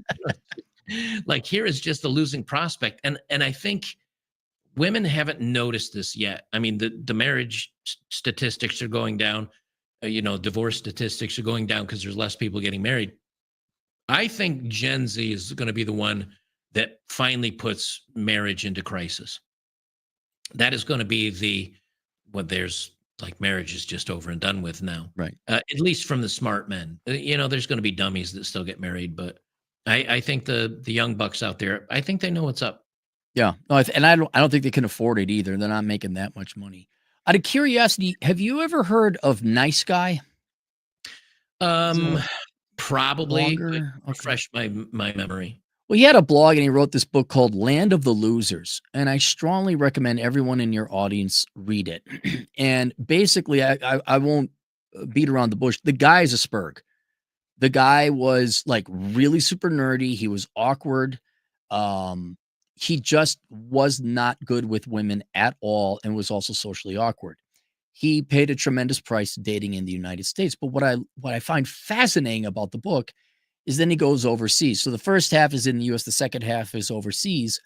And the way he was describing his dates with girls in Japan and China and Taiwan, they'd show up, they were pleasant, and they'd even bring like a little gift or something. I don't know, like a little keychain or something. And how much easier it was compared to what I had to deal with back when I was younger. And it just and he gets married, and he's married to a highly educated Japanese woman, I believe. I think he splits his time between Japan and the United States. But when you're reading through it, it's like breathing fresh air for the first time because the women are nice and Yeah. they show up on time. And I think there is some kind of mental illness here in the United States that has really made it impossible and tainted many of the women's and their minds, which is like, look, in your mind, you think we're enemies or we got to fight or we got to compete. I'm not dealing with that. He went over there and they were nice. Yeah. And sure enough, even this awkward guy found a gal over there. So I think we're probably whatever a point in Western history where there's a mental disease going around or whatever you want to call it. But you get one life, the country, the world will go on. I definitely would be looking overseas if you're interested in marriage. And you said it was a nice guy, and the book was called? Land of the Losers. Okay, Land of the Losers. All right. Yeah. Yeah, I mean, I find fascinating stories like that, and I can look. I mean, I dated here in the United States before I left. You know, before I left on my trip. Of course, I'd used dating apps and things like that before. And while I was on my trip, Icelandic women were nice, and the women in Amsterdam and Germany and Poland and Ukraine, and I went on plenty of dates, and they were all very lovely, pretty, Mhm. kind, and reserved women, the type that you kind of see yourself going on a few dates with and saying, "Hey, she sounds kind of like a nice woman." I think it finally hit home. I hit Australia, and Australia had gone kind of feminist woke before we had here. And guys were complaining, like, oh, the dating here is miserable, miserable, miserable. And I'd been on my trip for about, I think, 16 or 17 months. I forget it was exactly. And then I hit back to the United States. And in the span of roughly 2 years being gone, everything just had gone bananas. Everything I just hit it just right. And I realized what it was. I went for my travels in the summer of 2016, I believe it was, and I got back in close to the summer. It was May-ish, April, May of 2018. What big event happened in 2016 that changed everything when it came to dating? And I was gonna say Trump elected, but was that Me Too? no, it was Trump. It It was was Trump. Trump. Okay. Well, and you know, the Me Too stuff was also around that time, but it was when women had were spoon fed the craziness, and that, you know, Trump's this misogynist, Trump and the men and Trump and men and orange men, and it was almost like it was you know, there were the old TV movies where supposedly they, you know, you think about what was the experiment they did with the LSD, and you could trigger people. What The was the name of Manchurian Candidate? well, it was the, I'm trying to think of the specific project. Oh, the Uh, CIA Operation something yeah, or other. MKV Ultra? yes, that's what it, MK Okay. Ultra. And it kind of reminded me a little bit of MK Ultra, where these women had just been programmed with this feminism and all this weirdness, and they went, Trump. And all of them came out of the woodwork and went crazy because before I left, again, everything was normal.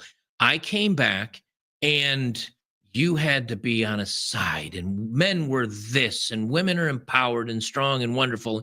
Men are horrible and misogynistic, and I couldn't figure it out. And the only thing I can say is, like you had brought up, is the, you know, what's the actress's name that had the Me Too stuff? Anyway, Eve her, McGowan or something? yeah, I think that's her. She ended up shaving her head and going wackadoo. But her and Hollywood got into it, and of course Trump. And so the news was anti-men and anti-conservative, and so was Hollywood. And the message got out there, and everything just went kind of bananas. And it was right at that time because I was gone for those first 2 years, and I didn't really keep up with the news. I had Yeah. other things like, you know, Fun? yeah, like just going to watch waterfalls in Iceland and backpacking around New Zealand and the Southern Island. Oh, if you've never been to Milford Sound, go once in your life. It's beautiful. But you know, and all these countries in between. And then I just came back and I was like, this country's changed. And it was a slap in the face. Like it was that different, to where the dating apps were different, women were different, news was different, media was different. People were, they just, everything melted. And I think that's really when the change happened. And ever since then, women just haven't been right. They just haven't been. And I have to think there's something that that feminism or women's empowerment or something just triggered in them, because even conservative women will agree with the weirdos on some things, and that surprises me. Yeah. It's moot though. I mean, I'm curious as to why. I'm sure I'd love to know why, but when it comes to young men or men making decisions, it really we don't have time to figure it out. Like No, it's just like, look, okay, fine. Best of luck to you. Sounds like a you problem. I got to go to wherever, Japan, the Philippines, who knows. But it's not our problem to solve. I feel I actually feel really bad for these women because they're just gonna grow up to be like Have you ever heard, not to keep throwing channels at you, have you heard of solo second half? no, I don't think I've heard of that one. If you want just pure spinster boomer tears, go check out this lady, and it's all about she's alone and old people are alone, and if I were to do things differently and I have no regrets and life is horrible, and the comments section are just golden.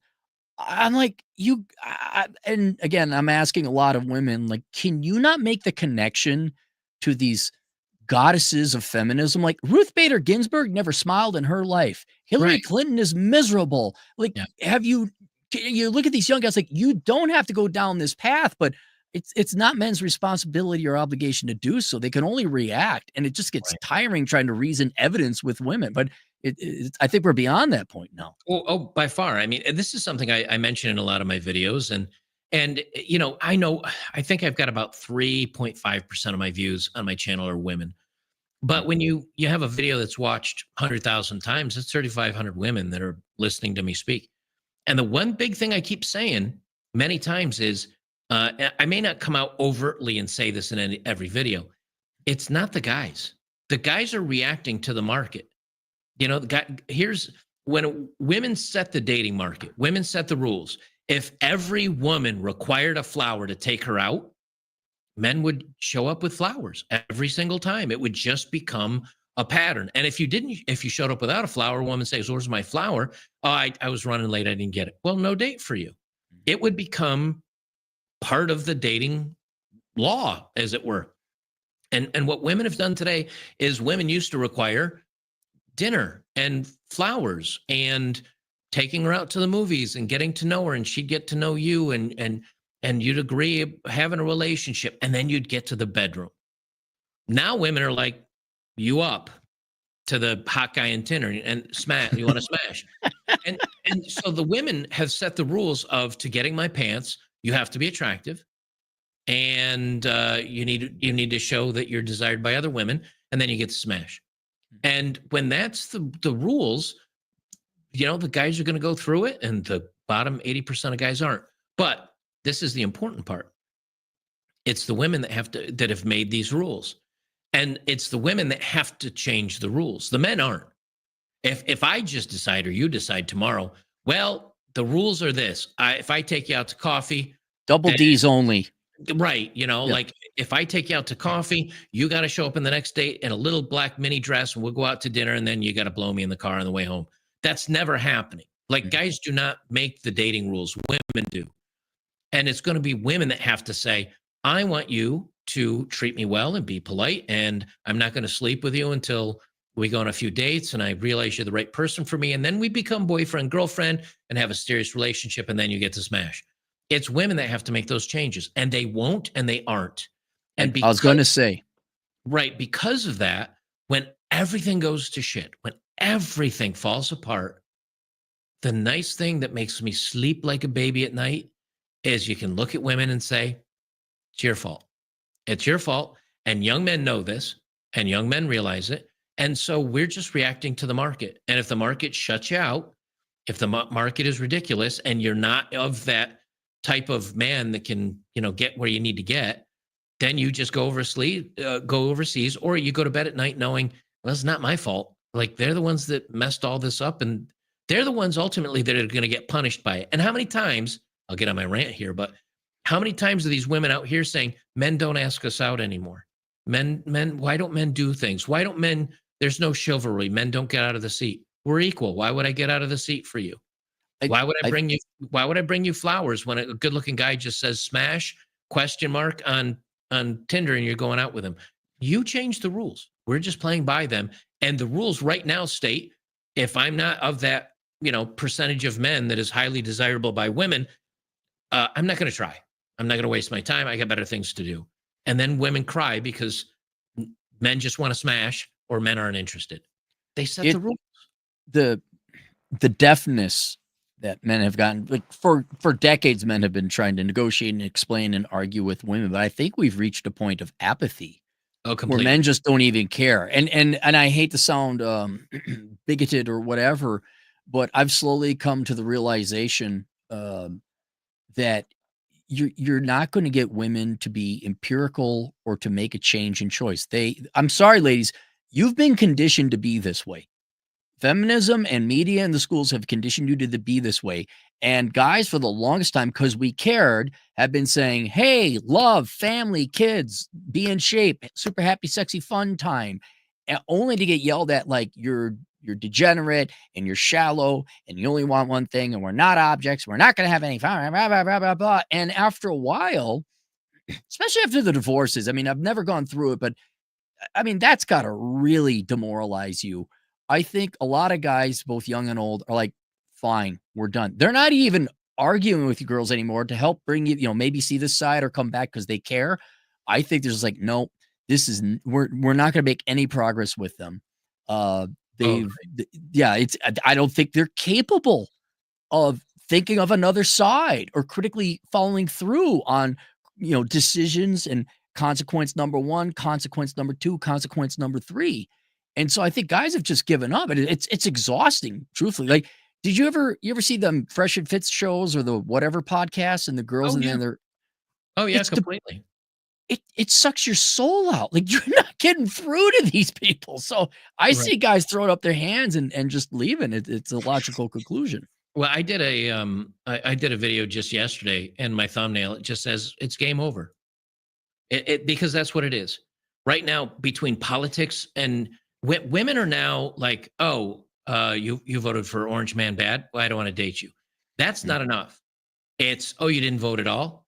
Oh, you don't really take a side on BLM or well, that's not enough. You need to do the work. You need to be an activist. You need to agree with. So now, unless you completely agree with women on their craziness, it's not enough. And then you add in the only fools stuff, where so many women, I think 3% of American women are on only fools now, if I remember the last Didn't statistic. a guy he did some math and he wasn't necessarily wrong, but it was like 1 in 10 college, like, Oh, and dating age yeah, college age is like 1 in 10 or something. yeah, it's 3% of American women, and I think it was at the time it was something like 10 or 20% of college women. And when you start breaking down these numbers, and that's like you said in the book of numbers, and I don't even think in the book of numbers you talked about only fools, did you? No, I Yeah. didn't. When you start putting all these numbers together, you just realize, well, it's game over. There's now. It's not to say that there aren't women out there that are dateable and wonderful and awesome, and that you can't date. But needle in a needle stack. At a certain point, you just have to say it's too hard and it's too painful, and I got better things to do with my life. And if one falls in your lap, that's fine. And I think the the worst part about all of this, it's not that men don't have the women, it's what society is doing to men, even though the men are not participating. If I have to see one more time how women are crying and screaming about patriarchy and men having all these advantages, yet 60% of graduates now are women, and 80% of scholarship recipients are women. And Google did a review of the salaries they were paying, and come to find out women were making more money. And all the women have all the advantages, and at the same time scream victim. And the worst part is the worse things get for them in the dating world and all the rest of the things, the louder they scream. It's not my fault. It's those stupid men. So even as things get worse for them, instead of having a moment of self-reflection and a moment or an opportunity to learn, they're just going to scream it's men's fault louder and louder and louder. And all that does is make the gulf between men and women, not only larger, but permanent. Mhm. Yeah, it's not going to be the generations alive today if we're ever going to get back together. It's going to have to be a future generation that hasn't been propagandized yet. But uh, going on, yeah, men. Do you think the women are happy? Oh no, Like that's they're miserable. they're miserable, and I'm just like I don't know about you, but like if I hit my toe with the hammer, I'm like, oh, that hurt, and I hit my toe, and I inevitably I'd make the connection. Maybe if I stopped hitting my toe with the hammer, What does that require? self awareness and independent thought, and I don't know what empiricism. Accountability. Oh, Accountability is women's kryptonite. I did a thing. It was my fault. I must make a change in myself. I shouldn't do this again. And women can't do that. They can't. No matter what it is, they will find a reason to blame it on somebody else. And I can't even tell you all the number of stories. Here's the one that was just in the news. Did you see this one? The track runner that smacked the other track runner in the back of her head. yeah, I saw that. Did she take accountability? Oh God, no, of course not. No, The press screaming that she tripped and her arm accidentally flailed and she needed the the American ADL or whatever it is, or the NAACP or whatever it is, to back up her story. And she gave a press conference. What about the woman? Did you hear the story of a woman who said she saw a little redheaded boy off the side of the went to try to help him, and it was a trick, and she got kidnapped for 3 days? Did you hear that story? no. Was she run off with some other guy that wasn't her husband? Yeah, of course she did. Okay, all right. But how did you know that was the answer? Because it's such an absurd. It's you're right, and it's accountability. Okay, yeah, accountability. It's I made this mistake, because men have to be accountable. If we're not, that's where you see guys that are like, "Hi, my name is Frank," and they go to shake your hand, and their hand looks like this, and it's missing 3 fingers or 2 fingers because they weren't accountable and they made a mistake. And then you look at their father, and their father's hands are like this, and it's like, what happened to him? Same thing. I didn't learn from his. Like, if guys don't learn a lesson, you end up getting ground into the dirt. If women don't learn a lesson, it doesn't matter because they just blame it on somebody else anyway. And because of female empowerment, everybody says, you go, you brave girl. So until women can take accountability for their own bad decisions, their own bad actions, and everything else, another great example, Mia Khalifa. yeah. She did the spicy industry for a year, didn't have many videos. All the money she made during it was taken by the film company. She says it was men and peer pressure and society that made her do this, and how it was evil. Then she goes over on OnlyFools and starts selling stuff with see-through, t-shirts and all the rest of it. And again, men's fault. So as long as women are doing this, they won't grow, they won't change, they won't improve, they won't fix anything. They're perpetually better than men, and at the same time, victim of society because of men. And those two things can't coexist at the same time. You can't say I'm better than everybody around me, but if things go bad, it's all your fault. Well, if you're better, then they shouldn't be able to control or manipulate or whatever. So until they can somehow right the ship on that, they're not going to improve, they're not going to learn, and they're not going to get better. And here's the crazy part. They can't. They just can't. It is not in their blood. It is not in their bones. It is not in their DNA to have a society that says it's never your fault. It's everybody else's fault. At no point do you say, maybe it is my fault. No, you just go right along with society and say it's everybody else's fault. So until those two things come together, or there is just a great collapse to the point they get to meet nature up front and personal. That's it, man. Yeah. Like either the boats are going to land on our shores and we're going to be speaking Chinese in 15 minutes if the military gets too weak, or women keep replacing men in the jobs and in the markets, and then everything falls apart except for the plumbers, the welders, the roofers, the sanitation, the electricians, and all that. And we go back to rubbing sticks together to start fires. Only then will men find appreciation. Women saying, oh, men aren't so bad. One of those two things is going to happen. We're just going to keep going off the crazy train until it does. Nothing will change otherwise. Incongruency with, and I happen to believe it, that they'll do anything long before responsibility is taken. But in a certain way, they are not at fault because they were propagandized. Do you think they'd be willing to entertain the fact that they were propagandized by miserable spinster feminists who hated like the evil stepmother of the Disney thing. I mean, because that's really what happened. I'm somewhat sympathetic to the millennials because they were lied to so much. Yeah, Sure. they made the decisions. Yeah, but they were propagandized. Do you think women would be receptive to that? Like, hey, you were lied to by these miserable women, and now you're miserable. You think they? Well, No, maybe, yeah. you've seen Fresh and Fit. You know, You've seen the whatever podcast. How many of those women nod in agreement and say, you're right. I'm gonna I'm gonna think about this. I'm gonna reevaluate things and take a good introspective look at fuck that. Of course they okay, do. touche. Of All course they right, yeah. don't. We're out there putting content.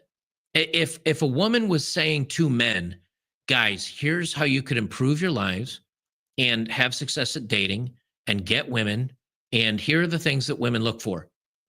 What percentage of that female's channel would be men viewers? 80%? 90%? I think that would be a fair number.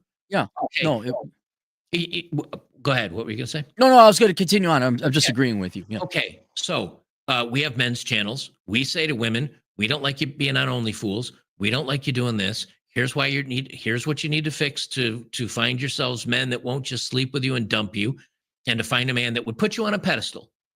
Date down, realign this to the what's the percentage of women viewers do you have on your channel? Oh, 2, maybe Yeah, 3. Yeah. 3.5%, I think.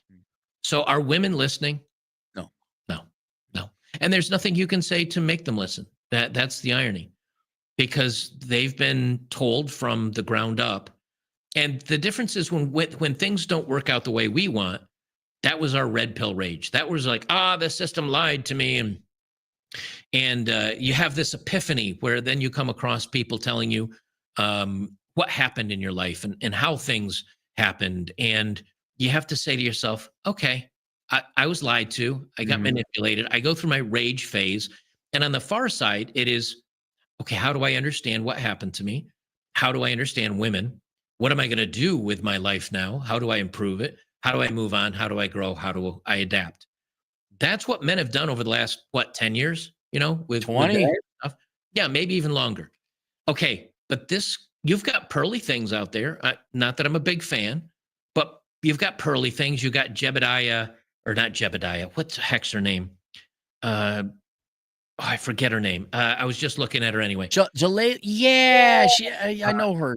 I got her Twitter. And I've but she's got 500,000 followers on X, and she does a podcast.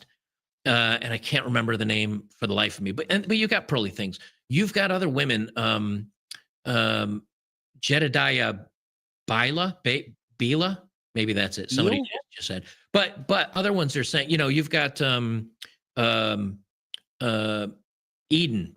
Oh gosh, what exiting Eden? I forget the poor girls. Anyway, the whole point is, I know at least off the top of my head 5 or 6 channels that are women that are saying, here's what's wrong with the dating. Here's what's wrong with this. Here's what's wrong with that. And you go to the comments. All men. It's all men. Men are the far from Eden. Thank you. It's far from Eden. I should have. She's such a sweet gal. Erin's her name. Those are the women are saying this stuff too. And the women aren't turning in. The men are tuning in. And the men are saying, okay, I hear men saying this. Here's men's opinions on it. Here's women's opinions on it. I'm hearing this from multiple sources. Okay, I understand it. I see both sides of this conversation. I'm going to work through this. I'm going to come to a determination. I'm going to whatever. Women are just, nah, shut up. And there's no fixing it. There's no fixing it. And you know what? Everyone suffers at the end. The guys are, and just so guys know, I mean, it's not that women are going to go unscathed. I can't imagine what it's like being promised all this stuff in the world, and they're just going to slowly get old. And I mean, we're of the generation, the women our age are postmenopausal, the divorce or 2. They're not happy. All should go check out that second solo, whatever, because the comments section is just vindicating.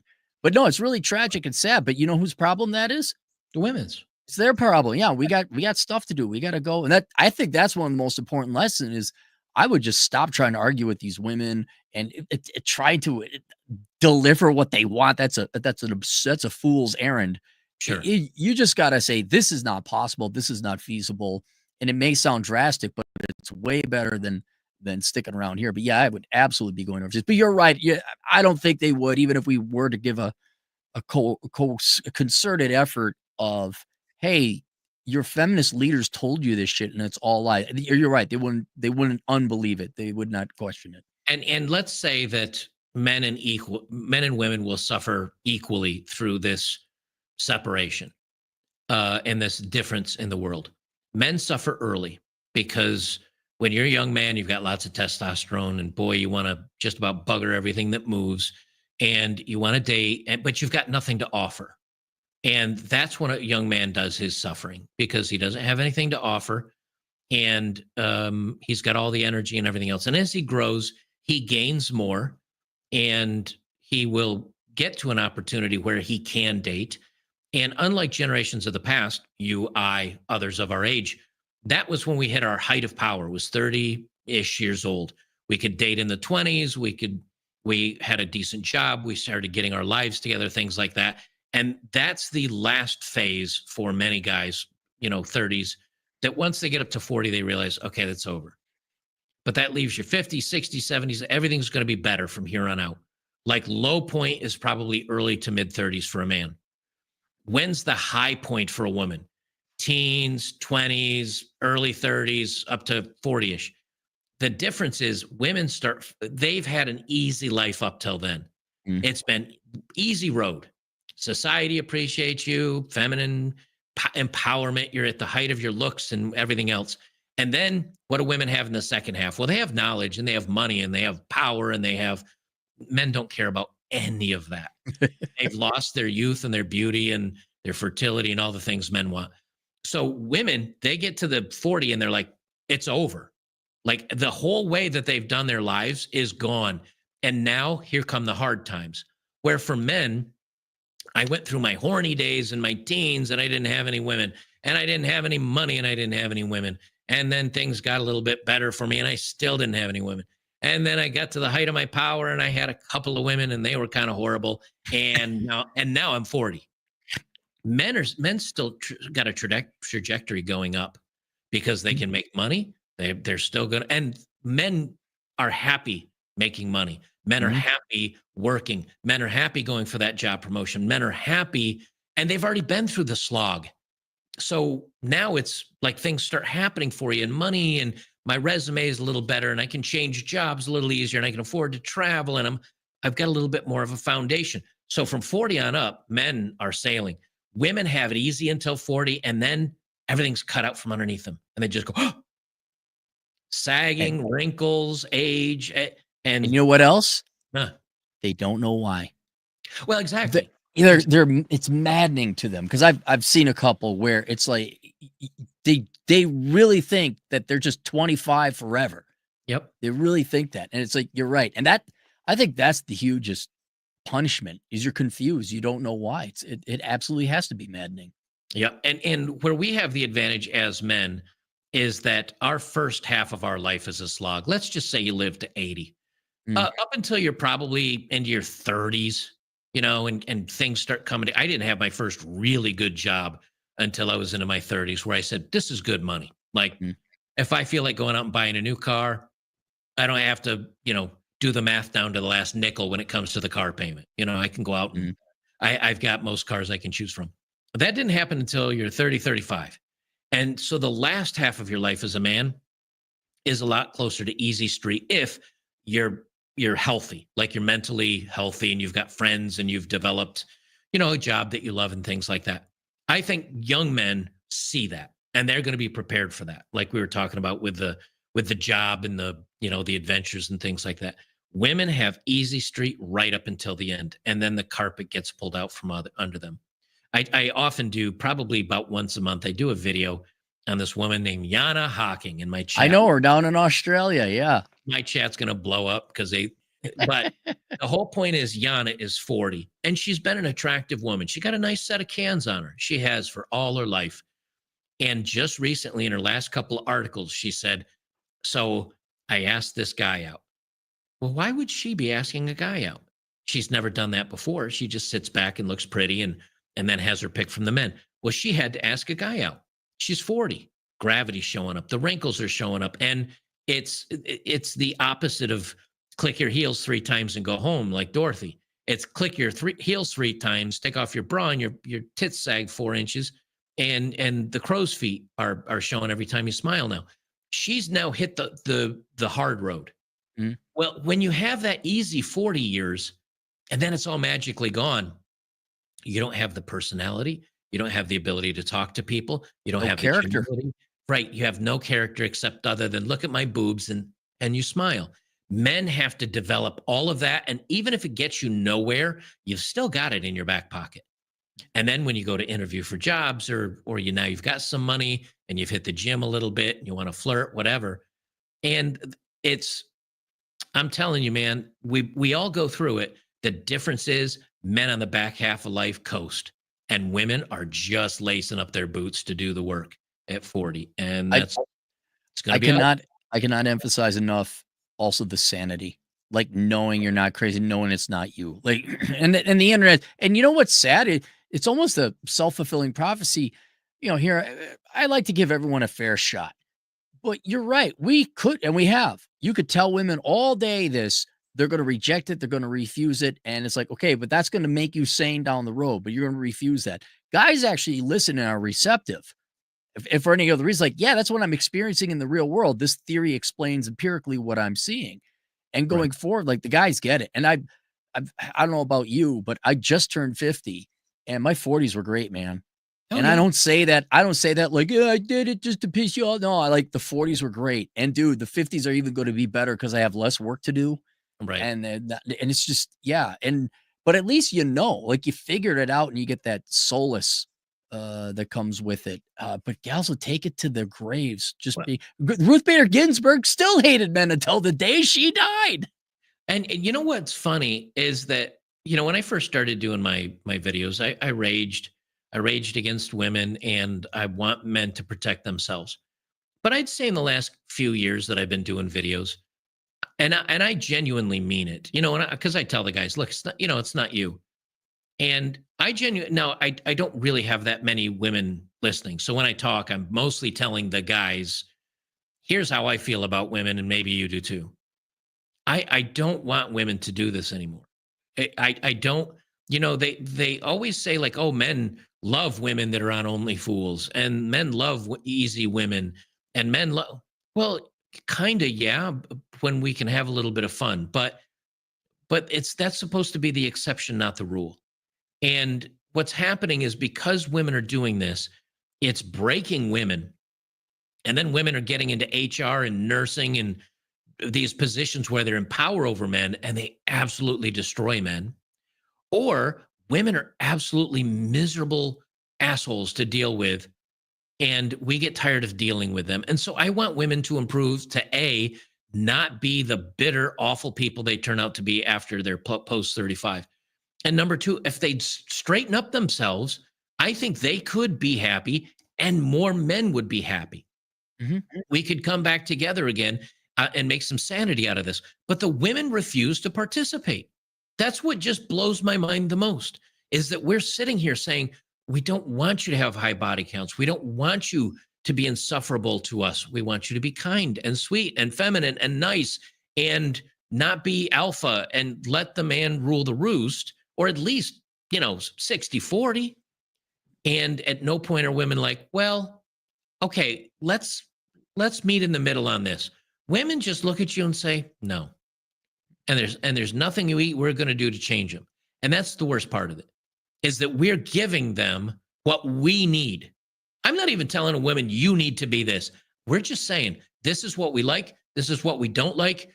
This is what we want you to do if you want to find good men that'll respect you and love you and cherish you and care for you. And women are like, okay, thanks for telling me. Hello, Chad. Want to smash? Okay. At least we told you what we wanted. And then women can ignore it. Listen, Joker, I got to get going here. But I face a paradox. I have 42 super chats. Do you want to stick around? And, let me see how many. I got 4. You got 4. You want to do yours first? And if you got a split? I'm not as popular tonight. I'll read mine real quick. Okay. Bubba says PH ghettos. are awesome. Filipino ghettos are awesome and totally not full of trash. You shut your bald mouth. Bob X lives in the Philippines. Broken says MK Ultra trained people to kill without them knowing. Theory really, women slaughtered over 100 million babies with baby deletion since 1960s when MK Ultra was a thing. Well, yes, women kill more than anybody. Dog Welder says 250. Hey guys, hope all's well. What's going on? What did I miss? Live stream. Thanks for showing up. And James S1200 said $15. Thank you, sir. Ace, he didn't say anything. And Aiden says, I'm here, you faggot. You're popular to someone. Thank you. That is my locals chat. You can always tell. All right, go ahead. All right. We got Aaron, the trans power walking champion. Thank you. It's about time my bull does a stream with me. This guy picks, he's just basically I make money where people can insult me through the super chats. It's a good route. Oh, hey, you and me both. Yep. To the chickens, $5. Don't forget to get permission for lot clearing on your own property. I don't need permission for anybody. Iron Horse Reviews, $2. Why did you guys build versus getting a mobile home? I mostly did because my mother's 85 and she might have needed to, she has macular degeneration. She might need to come live with me at some point.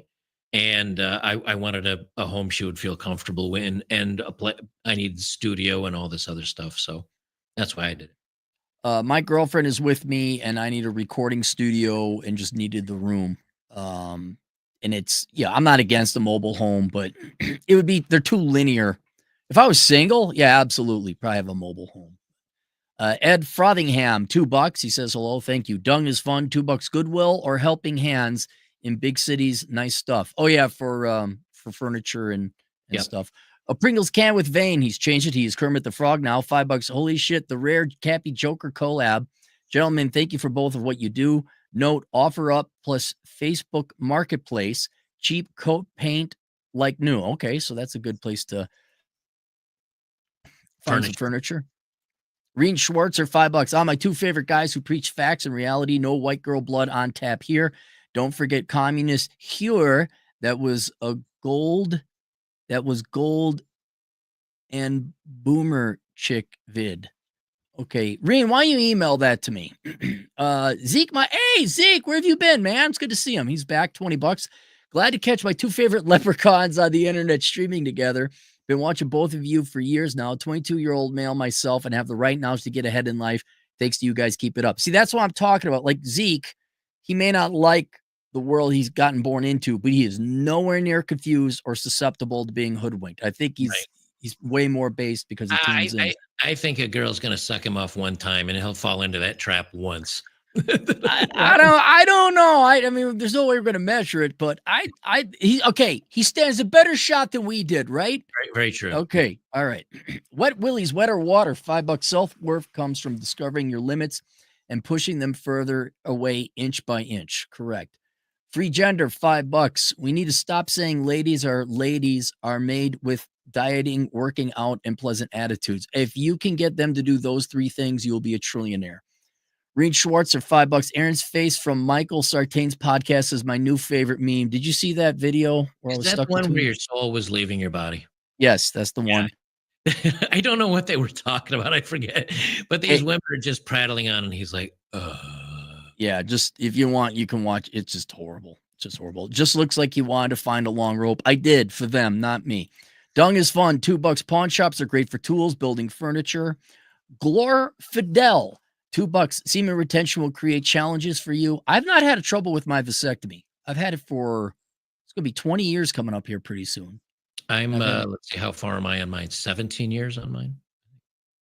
You didn't grow a third leg or something like that? Or okay. Gain a few pounds, but that's my fault. Reed Schwartzer, $5. There's no more red pill rage. We have the data, and frankly, women have told men to their face, we don't like you that much. Magnum Opus, Prince Revolver, $20 generous dollars. Once you get tired of your own BS, women move down in the list. There's no animosity involved. You start to realize how much time you don't have. Men should always be aware of that. Women will be okay with or without you. That's another thing. I mean, as I've gotten older, it's like, hey, there ain't a lot of time on the clock left here. Right. And women are, they say they're fine without us. They make their own money. They do their own thing. But again, these are women that are getting attention from men. You ask that same woman when she gets 45 or so, If she's fine without men, that's when the crying starts. Where are all the good men?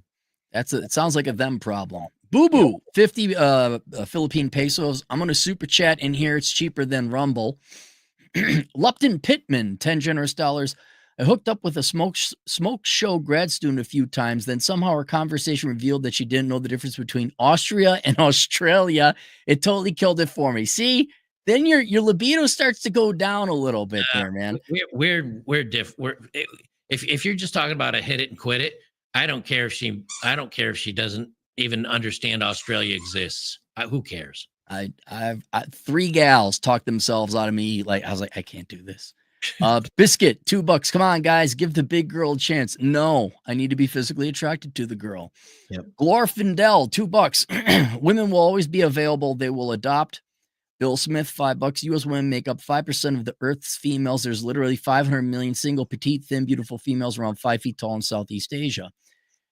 Ecom Dynamics Shopify SEO and WordPress SEO, $5.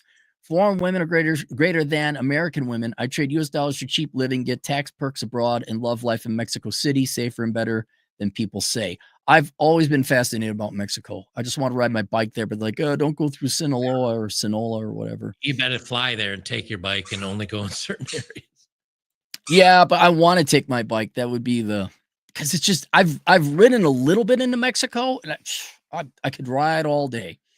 Robert Archer, $2. What is this taking it easy you fellas speak of? Rob works in Minot, North Dakota on a farm and endures below 0 temperatures all the time. Reed Schwartzer. That's his choice, though.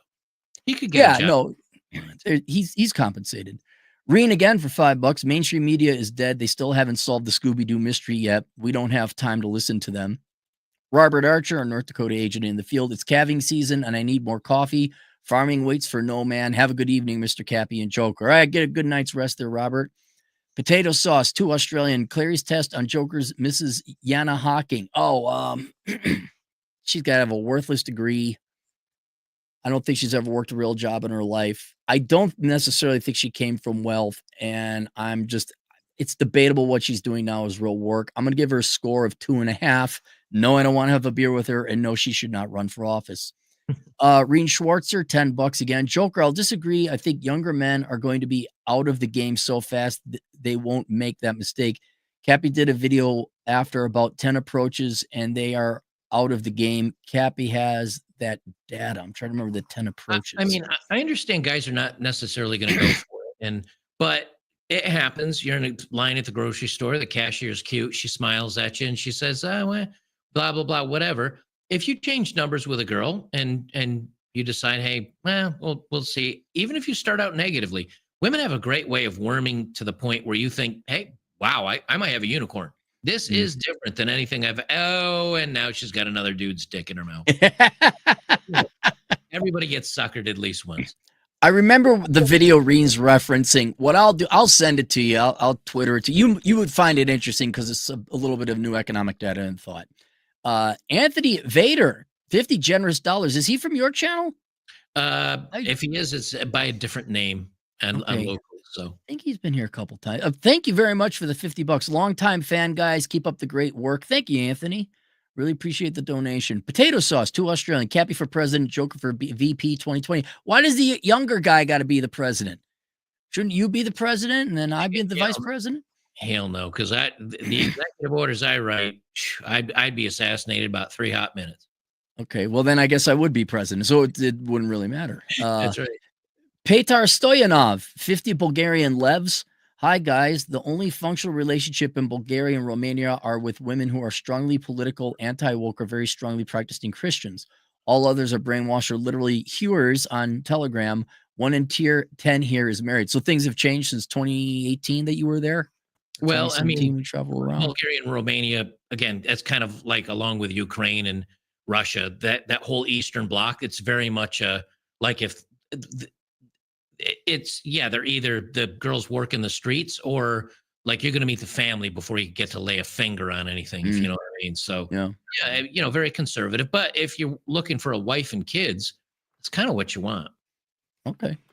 Magnum Opus, $5. A felon who treats them like a bum gets better treatment than average Joe that treats them well. I just had a super chat beforehand from a guy. He had 2 girls he was juggling and things were going well. And then once they both found out he wasn't a drug dealer, for whatever reason, they thought he was a drug dealer, and then in reality, it was a mechanic. They both disappeared. I'm just like, there you go. Just say you're a drug dealer. That's it. Big Shell, $2. We need Terrence Pop in this chat. Good to see. That'd be great to have Pop. Yeah, we should We schedule should do somewhere, that. 3 of us. Problem is, we're all busy doing our stuff. And My Truth, the king, $5. When true price discovery rug pulls the current reserve currency, all these luxury beliefs are going to go from full speed to full stop. Everyone loses. Yep. The only thing preventing women from adhering to reality is we are standing in between them and reality. And when we're gone, reality is not, nature is harsh, and women will learn that. Charlie Horse, $1. Thank you very much. Magnum Opus, $5. The best thing any Western male can help to women is to get out of their way and let them figure it out. I think that's true. Like, didn't your old man just kind of like every once in a while, all right, yeah, you go ahead, drink that beer. You go ahead, smoke that cigarette, see what happens. Yep. And during very many things, and that's how you learn. But again, society coddles women to the point they don't have to learn any hard lessons. Stan the Milkman, $5 Australian. I had a date planned with a girl. 15 minutes late, I left. 5 minutes later, text that she was there. I said I left. I could have texted I was shitty. No, sorry. No, that was good. Let them learn. That's exactly what they got to learn. So now for the next guy, you think she's going to be late? Very less likely. At 15 minutes, you were generous. At 15, I usually give it 5 or 10, and then I'm out. Johnny Franco, $2 Neo and Cypher. Hey, yeah, you are Cypher. Look at that. You kind of got the beard. You have to be Cypher because I'm definitely the fat schizo one. Put me back in the machine. Hey, taste of steak. Reverend Brown, $5, saying that they were propagandized is still taking accountability away from them. I know. I was looking for a vector like, look, well, it's true too, but I've kind of given up. We were propagandized with the blue pill mindset, and then we saw reality, and we had to unwind it all. And if you ask a guy, well, is it your fault or whoever told you that? I think most guys would say, well, kind of both at least. But if you stay in the blue pill world, that's your fault. You guys have to take accountability for your choices. John Sarah's a genius. $5. 80% of social media is just women talking to each other. True.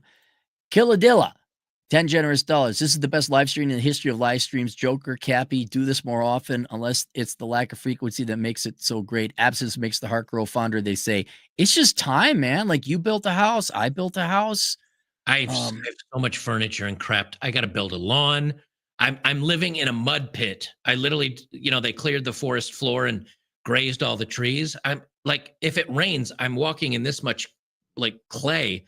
I got to get lawn in. I got so much stuff to do. It took me. Joker. I'm cut out. Are you there? Yeah, I'm here. Okay. Did I send you a copy of that Zero World Problems? I don't think so. No, I don't recall. I got to mail you a copy because chapter 10 is all about home ownership and everything and building a home. So did I cut out again? A little bit. Yep. Yeah. I'll drop it in the mail, but it's 3 years work. Okay. Yeah. Please do. Looking at you. Reverend Brown, $10. It's absolutely hilarious. Women roll closer at 40, understanding men or life as they were at 20, having perpetually easy life for 20 plus years stunts their growth horribly. That's true. Arrested Development. Yep. Reed Schwartzer, $5. The difference will be men don't buy as much useless crap. Women buy that. So men won't need to make as much money. What was Cappy? 24,000 or something in this one, A World Without Men. Yeah. Men can scale down depending on where you live to about $22,000 a year. And so that would drop GDP per capita is 86,000. So by about 75%, if men need to, we could cut our production by 3/4. You will not have an economy if we do that. Oh, no. Novatrix, 10 Canadian. Now, this is what I'm talking about. Need both of you collaborating, making a list of essential skills and worthwhile art and media in the interest of prepping for collapse when civil pillars crumble. Gen X. I don't know. Joker, what's your favorite movie? Oh, boy. Aside from Die Hard, what's your second favorite movie? No, Die Hard's probably not my. And give me a genre at least. Let's say Western. Let's see, Blazing Saddles. Blazing Saddles. Okay. I would go with probably Good, Bad, and the Ugly. I mean, definitely all the Clint Eastwoods are on there, but any movie that can, drop the N word at least, 30 times in a movie. What about Tropic Thunder? Where would that rate? Oh, that's a great one as well. As far as militaries, that's right up there in the military movies. Okay. That's definitely one. Okay. I'd say Kelly's Heroes is up there for the military movies. I'm just a sucker for like comedy. I've always loved comedy movies. Can't go wrong. Oh my God! Speaking of comedy, look at this Hanyaker. Athmel deck you a $5. Holy shit, Aaron! I met you when you were in your late 30s. Time flies. Oh yeah, Atham, you and I have been buddies for over 10 years now. I got a picture of him when he was skinny and attractive. Now he's just fat. I kid. He went to college and now he's losing the weight. The Plains Warrior, $2. Cappy so short, his homies are the Keebler elves. Cynic in Chief, hey buddy. He's kind of your neck of the woods. $2. Who is this joke? Not Better Bachelor, but the old short guy. You know who I am, Cynic. You ever have him in your chat room? And again, the only streams I do are really on locals and on Rumble, and most of the guys that would watch me on Rumble are on locals, and they all, most of them go by different names. Be happy you don't want him in your chat room. Forget the hell with Cynic and Chief. Boo boo, 50 Philippine pesos. How do I get the girls, Aaron? How? You be tall, you be good looking, you tell them no, and you go overseas, which is what Boo Boo was doing. Reen Schwartzer, $5. Hey, Cappy, was referring to the communist woman video you did recently. Vote in Marxism. Oh, then we will sleep with you. Do you watch the video channel Men Need to Be Heard? No, I just don't have time to watch. You don't have time? Really, no. He's got a video of a gal saying, if you guys installed a matriarchy, then we'd sleep with you. And I got to send you a bunch of references. The minute that happens, they put us all in chains and slave drive us into the dirt. Yep. Moonpilled Rational Optics, $2. New Book of Numbers and Letters, 304 is an LGHTV. Oh, okay. I get it. Yeah, that's what I call the community. Rick on the YouTube censors. Rick the Electrician, 10 generous dollars. It's my contention that this whole guys being short thing has been glorified and pushed by the 50% of men over 60. No, I think it's hardwired. Yep. The funny thing is a woman would take a 6 foot tall puss rather than a 5'7" guy that knows martial arts and has a sidearm. Because they're just they've proven this with studies and all that. It's like short men are like our fat women. We just don't like them. Yep. Mandy, 10 generous dollars. I have two 75-plus-year-old boomer narcissist parents as a 26-year-old. I've been trapped in their abuse cycle until a year ago. How can I heal from true narcissistic abuse as I feel I haven't fully developed? Well, gee, I mean, $10 worth, we don't have the time. That's really something you go talk to a therapist. I'd recommend Dr. David Maloney at histherapist.com, but he's booked solid. Maybe look up Paul Benjamin at Apex Mindset. But basically, you got to get out from under them. So you're living on your own, and then you have to discover who you are and what you want to do.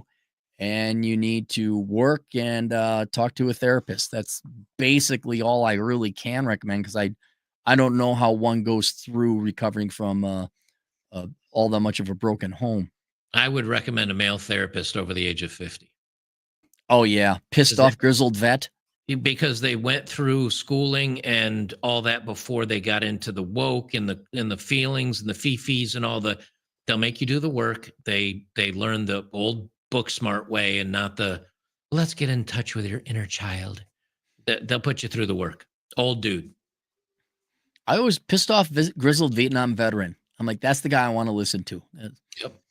Yep. Bob Dabalina, $5. Giving a beer because both of you are doing great work with the youngins. Prevent them from making my mistake marrying a U.S. woman. We're doing it and we are succeeding.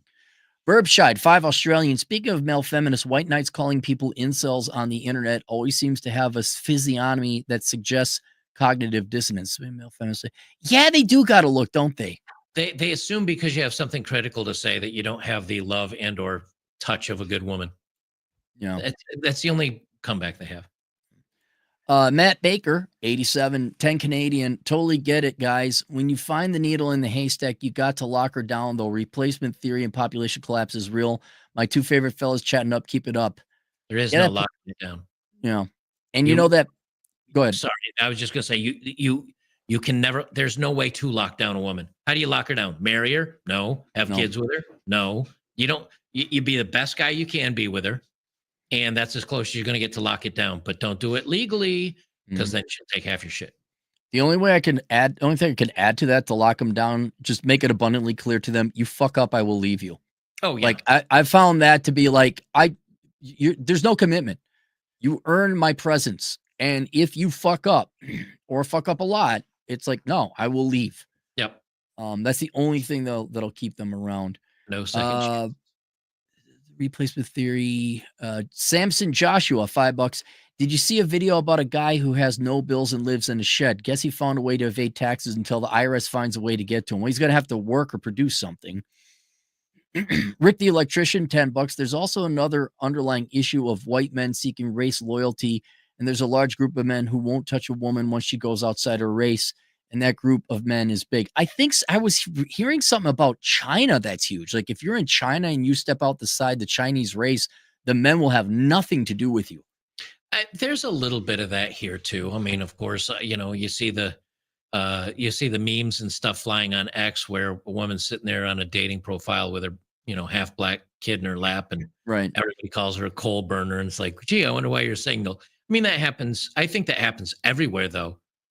I mean, oh yeah, race traders. Do you go within the black community? And Asians hate every other kind of. Call it Korean Japanese. Call it Japanese Chinese. Call it Chinese Korean. They all hate each other. A Taiwanese, the mother of this gal I was dating, she hated my. I didn't even know her. It's just because it was this white boy. It's like, lady, you're in Minnesota. What? Who do you think you're talking about? You're going to go to the big Taiwanese community over here in Minnesota? What? Oh, underline, Pringles can with veins, $2. Add Rhinestone next. I'd love to see you all. We'll get Ryan in here. It's what? He hates me. Ryan hates you? Yeah, he did a 2-hour roast video on me. Good Lord. Yeah, I ain't got time for beefs, man. It's I don't so even petty. remember. I don't remember what it was about. I mean, I don't have any hate against him, but he just went off on me for like 2 hours. I was like, okay. I don't have the time for it. Matt Baker, 5 Canadian. For Joker, Blazing Saddles reference, horses, we can't afford horses. Shifted Twisty, $5. Love both channels, 35 and divorce. Had many relationships. I stay clear of women now, living my best years. Bring a dad and competitive arm wrestle. Okay, cool. Darmy, 713, $10. Hey, gents, counterpoint. Should we continue to produce, lead, and own the majority of wealth instead of relinquishing to women? Well, that would be stopping with marriage, right? I mean, if you think about it, like if you're a network engineer and you're producing lots of money, how does anybody else get that money? Taxes, but we all pay that. And the other way they get it is by you spending money. So just be smart on what you spend your money on, and you control your money. I would also say your time and your presence. Like, look, you don't get my time unless you're obedient and pleasant to be around. And then also, no, you're not living with me. No, you don't get free rent. I tell you the amount of guff I caught because I charged my girlfriend rent. You should. Yeah. It's like, I was giving her a good deal. And oh my God, I can't believe it. Like, fuck you. Well, go find the cheapest place you can go find right now. It's going to be at least $1,000, $1,200 for a shithole. So you charge her $800 no blowjob. That's fair.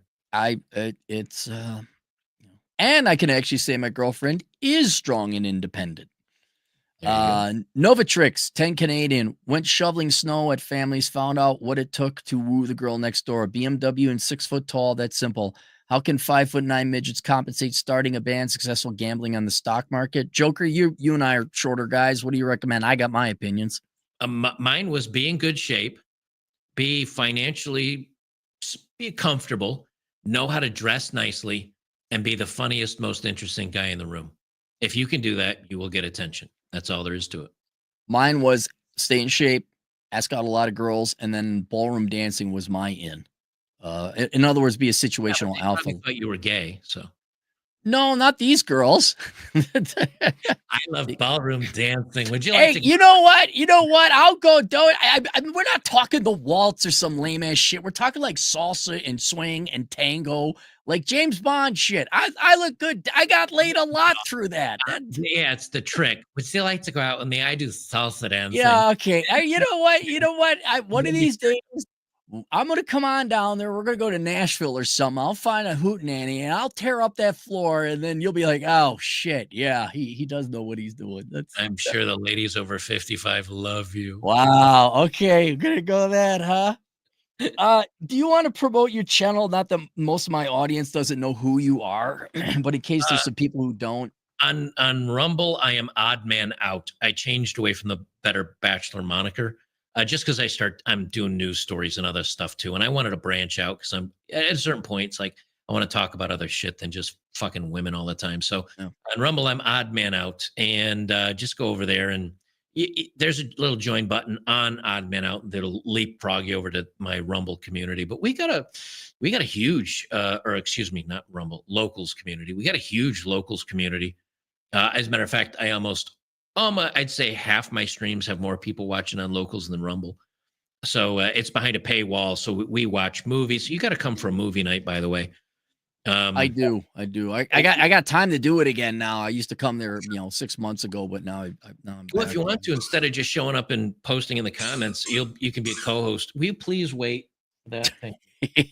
Dog just wants to play.